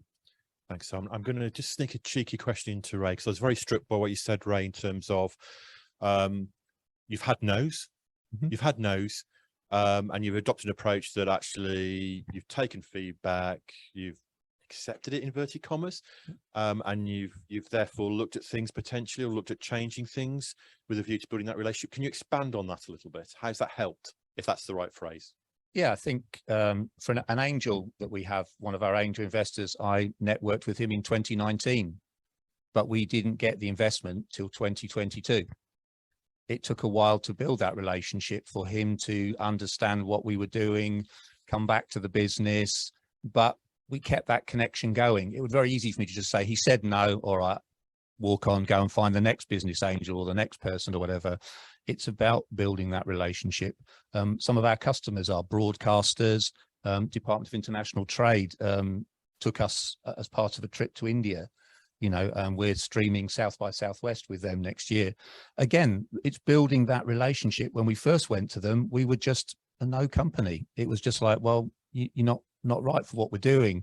But we kept that relationship. We came back, we listened to what they said. And like you rightly said, is that there are certain points of entry that you need to get to, and you have to work towards those points of entry, because that's the rules of the game. And that's really what we've done, is look at those. And I think, you know, take the advice and learn how to get to that particular point. Thank you. Thanks, Ray. I'm going to come back again to Ruth and Julian a little bit.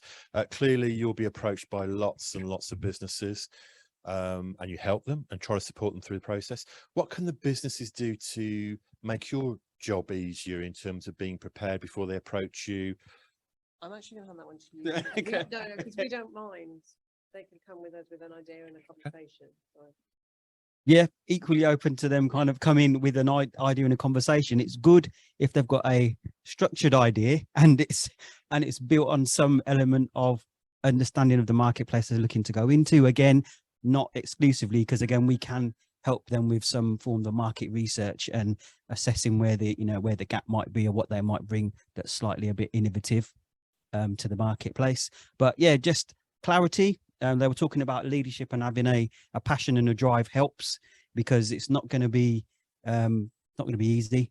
There's going to be bits where they're going to need a bit of fortitude, be willing to take no's, as people have spoken about. There are lots of avenues for support, whether it's through how you should structure your business, what a legal entity might be, how you're going to resource what you're seeking to kind of bring to market. But you've got to be open to listen to it. And then it's partly has to be driven by what you feel is right, but take on advice and guidance and not be willing to ask the why question. So the more, I suppose, more clarity they have, the easier it is to help them, because otherwise it can go off in a bit of a tangent, can't it? Okay, let me ask a different question then.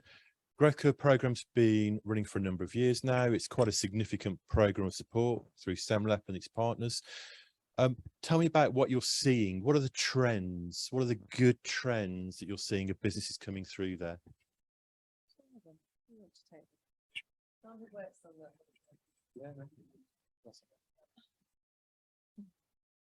What's hot? Recruitment is hot. Finding the right skills is a really big challenge for people these days. Also, finding funding is a big thing, and growing the business, getting new clients through the door that they're struggling with. I would say those are just the three things that are really prime. So recruitment, funding, and getting new clients. So the marketing piece. Just to follow on from that, it is we do find that the businesses, I mean, that's from the horse's mouth, because Sandra deals with a lot of clients. We do find the businesses have the same challenges that most scale-ups have, and that's access to markets, access to finance, access to talent, the leadership piece, which a lot of businesses need to learn, and access to infrastructure as well, are the five key points. Thank you, Ruth. Thank you, Sandra, as well. Same question to you, Simon. You'll see a lot of propositions coming your way. What are you particularly keen to look at and invest in at the moment?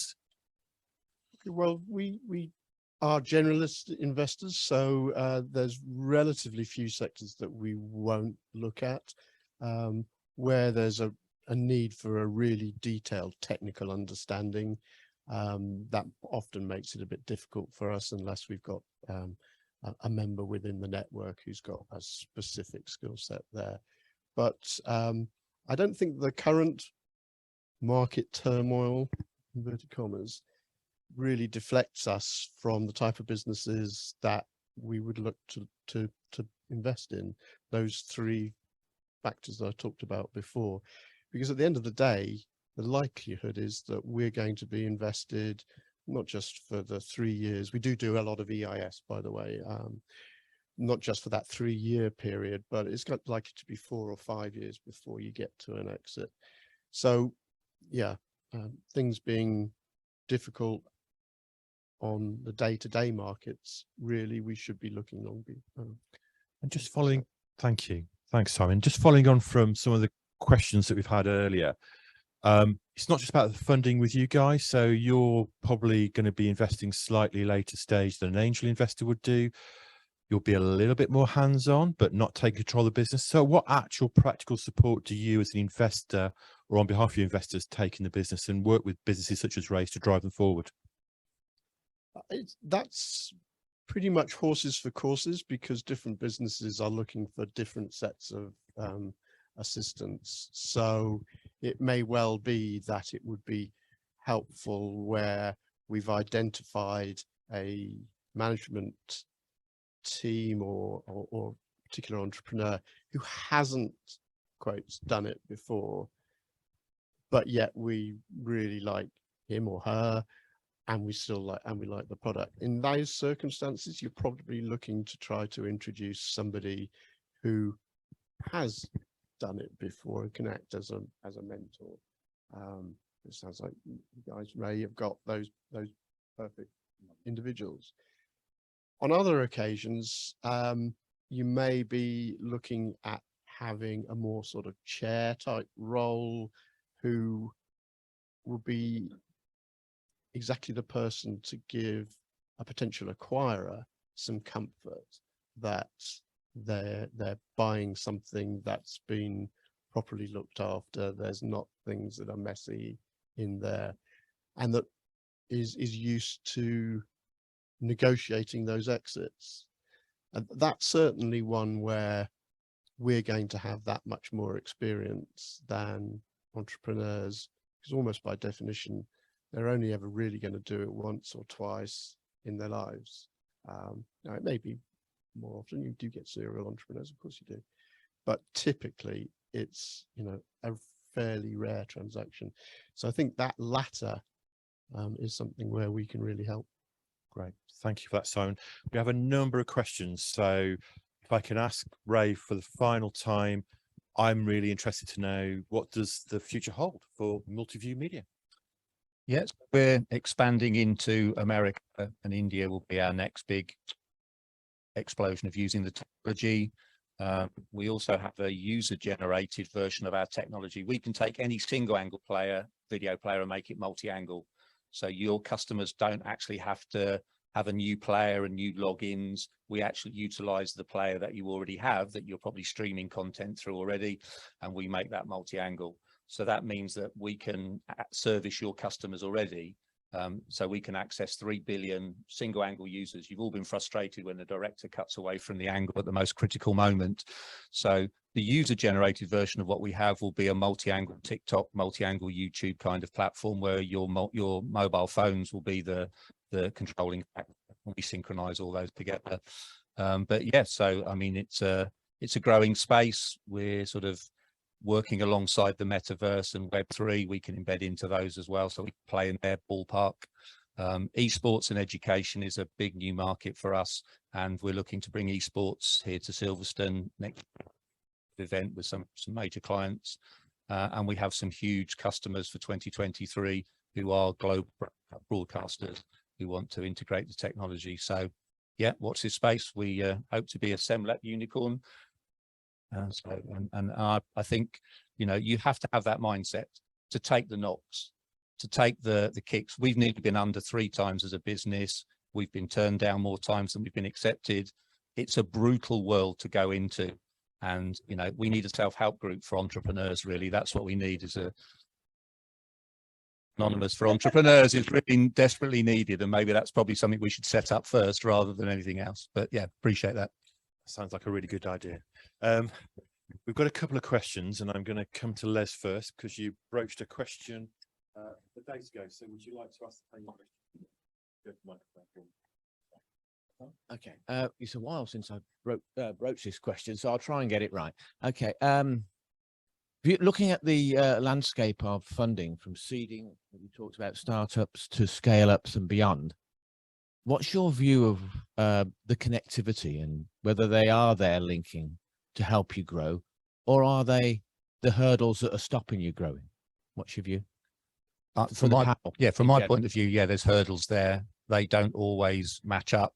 I mean, no disrespect, but £25,000 on a growth curve program to employ somebody is great, but we automatically have to have the match funding and the employment process and everything else built in. For some companies, that's a barrier of entry. For other companies, that's a great way of getting an extra member of staff.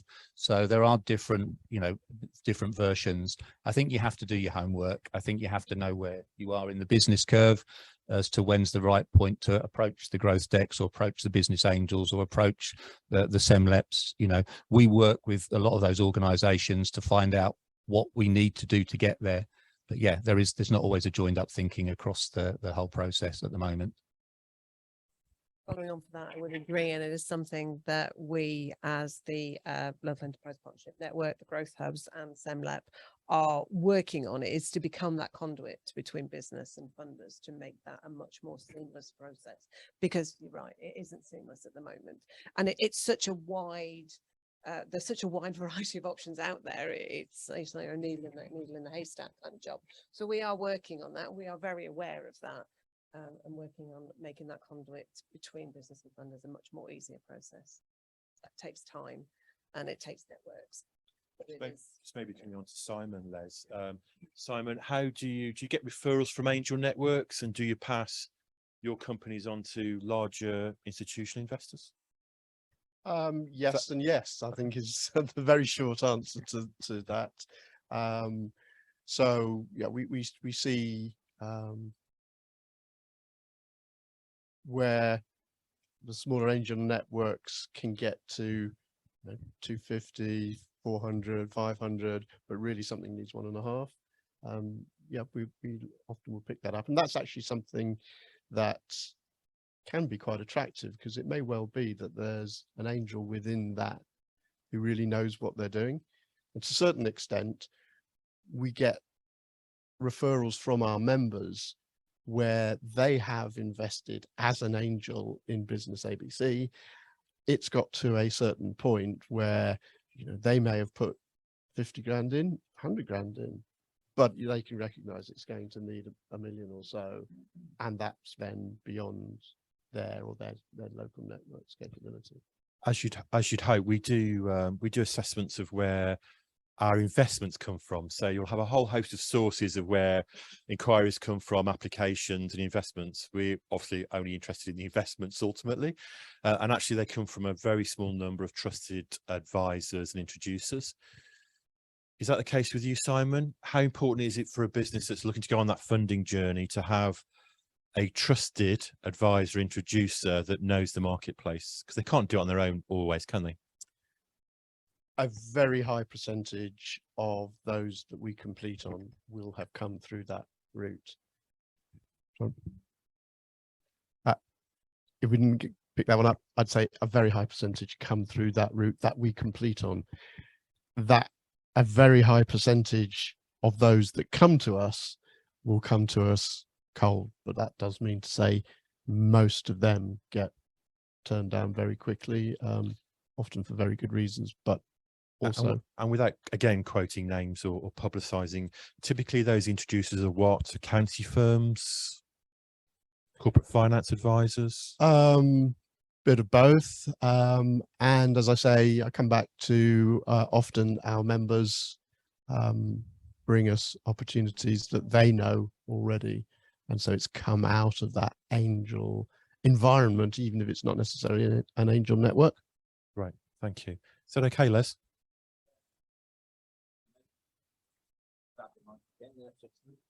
What would the panel or anybody else that's would like to have the mic do to improve it?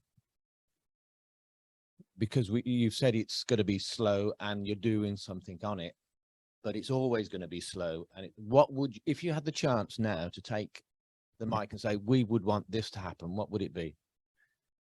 No, I'm actually going to say something very positive about the British Business Bank, actually, because I genuinely believe that initiative, and I'm not sure exactly how many years you've been in operation, but it's certainly come to the fore from my perspective in the last 3 or 4 years, is definitely, with the whole range of different linkages that they can bring. I think that is, you would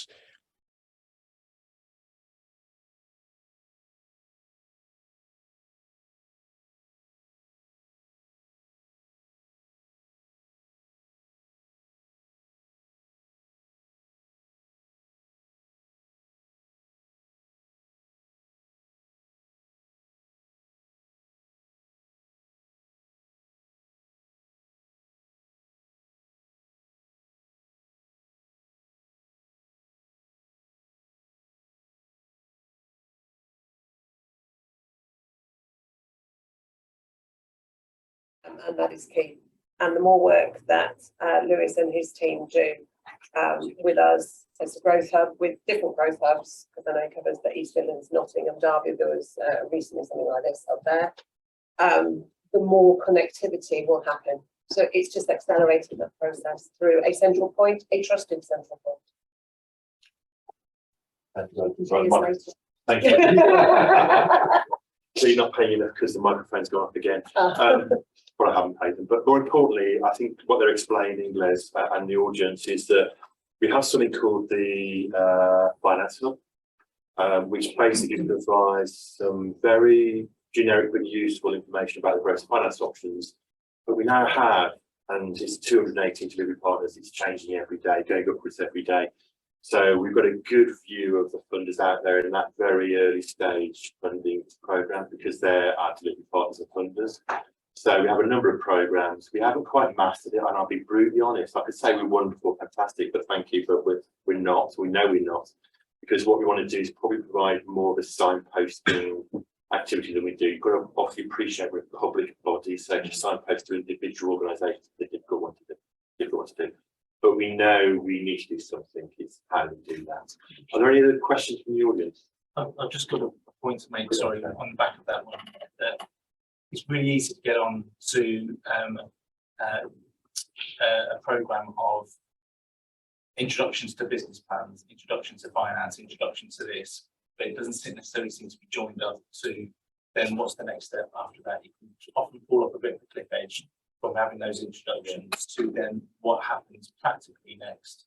So having a really good business advisor attached to either a university or SEMLEP or British Business Bank that have got their finger on the pulse within the ecosystem that can signpost people at their right stage to the right bits of finance. I think that's critical. You know, that would be really useful for me, rather than chasing the tail and just hearing on the fly from different people what might be available and then just going down that rabbit hole. That's helpful. Thank you, Gary.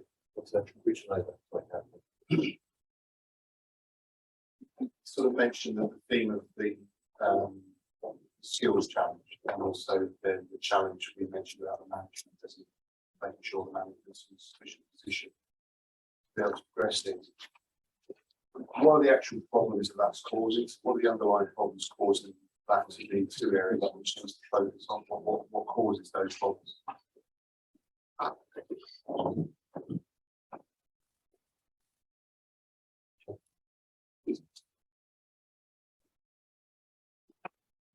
Causes can be many and varied, of course.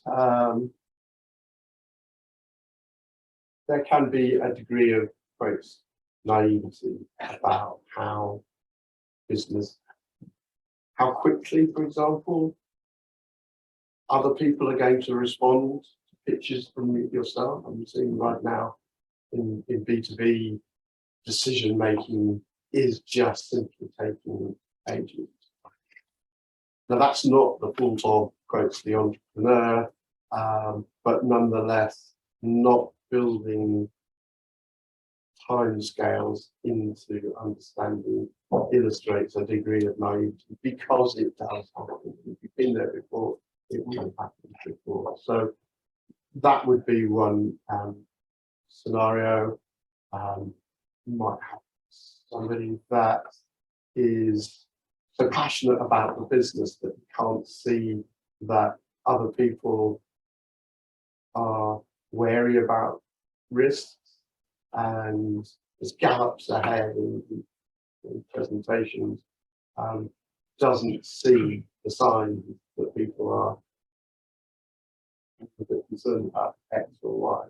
Oh, we can do this, and then just so it has if there is a consistent thing, it'd be somewhere around the naivety of somebody not having done it before. A lot of the innovations that take place, there's a tipping point between when someone has seen something that they've worked on, but other people don't. So if we've gone back to the 1980s, explain to someone when iPhones, they're locked you up in an asylum. But somebody had the thought process to go through that and go, do you know what? That actually works. Find everything. So how do you determine between what is seen to be good for that stuff and things that is a new concept that people just kind of almost try and buy into from education? Can you repeat the question and then answer it? Just the microphone. So as I understand it, we're looking at how do you identify the difference between a wonderfully innovative idea that's going to succeed and one that is, quotes, use the words cloud cooking on. And that is a really difficult moment. I have an example in my own life. I was finance director for a semiconductor distributor back in the early 90s. And our sales director danced in with a new chip, or at least a demo of a new chip, and said, we could record every sound you ever hear in your life on this chip. We sold into all sorts of different electronic businesses. But of course, that was before the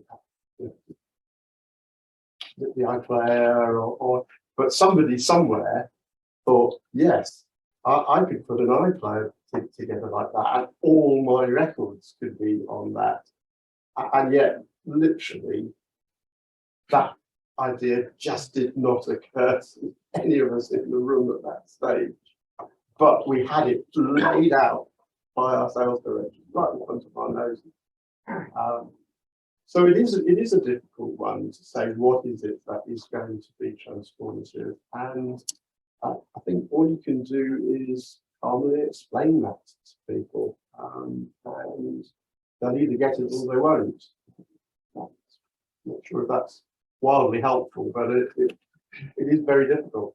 I think there's also, people use the term runway, but in business, it needs to be a motorway. Everything takes twice as long. Companies don't pay on time. Investment doesn't come in on time. Everything changes. So even though you might have a very nice document spreadsheet that looks really nice, the world doesn't read your spreadsheet. Developers, trying to find developers at the moment who have specific skills in certain areas. We're all fighting for the same people. Why are they going to leave a London job to come to the Midlands? Can we find these people? So you have inherent challenges with each of the business that we're trying to develop.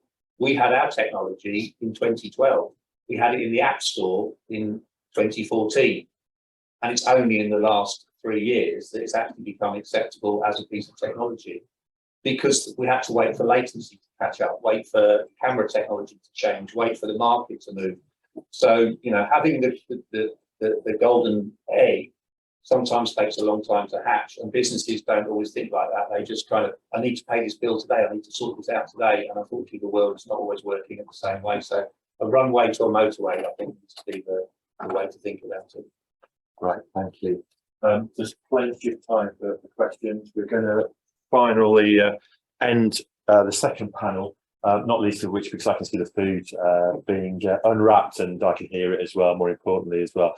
Can I just ask you to thank the second panelist as well?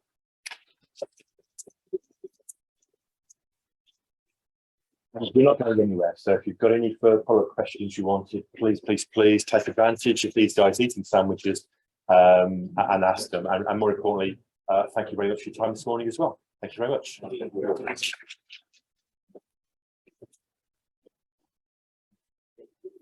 What the other questions coming through? So.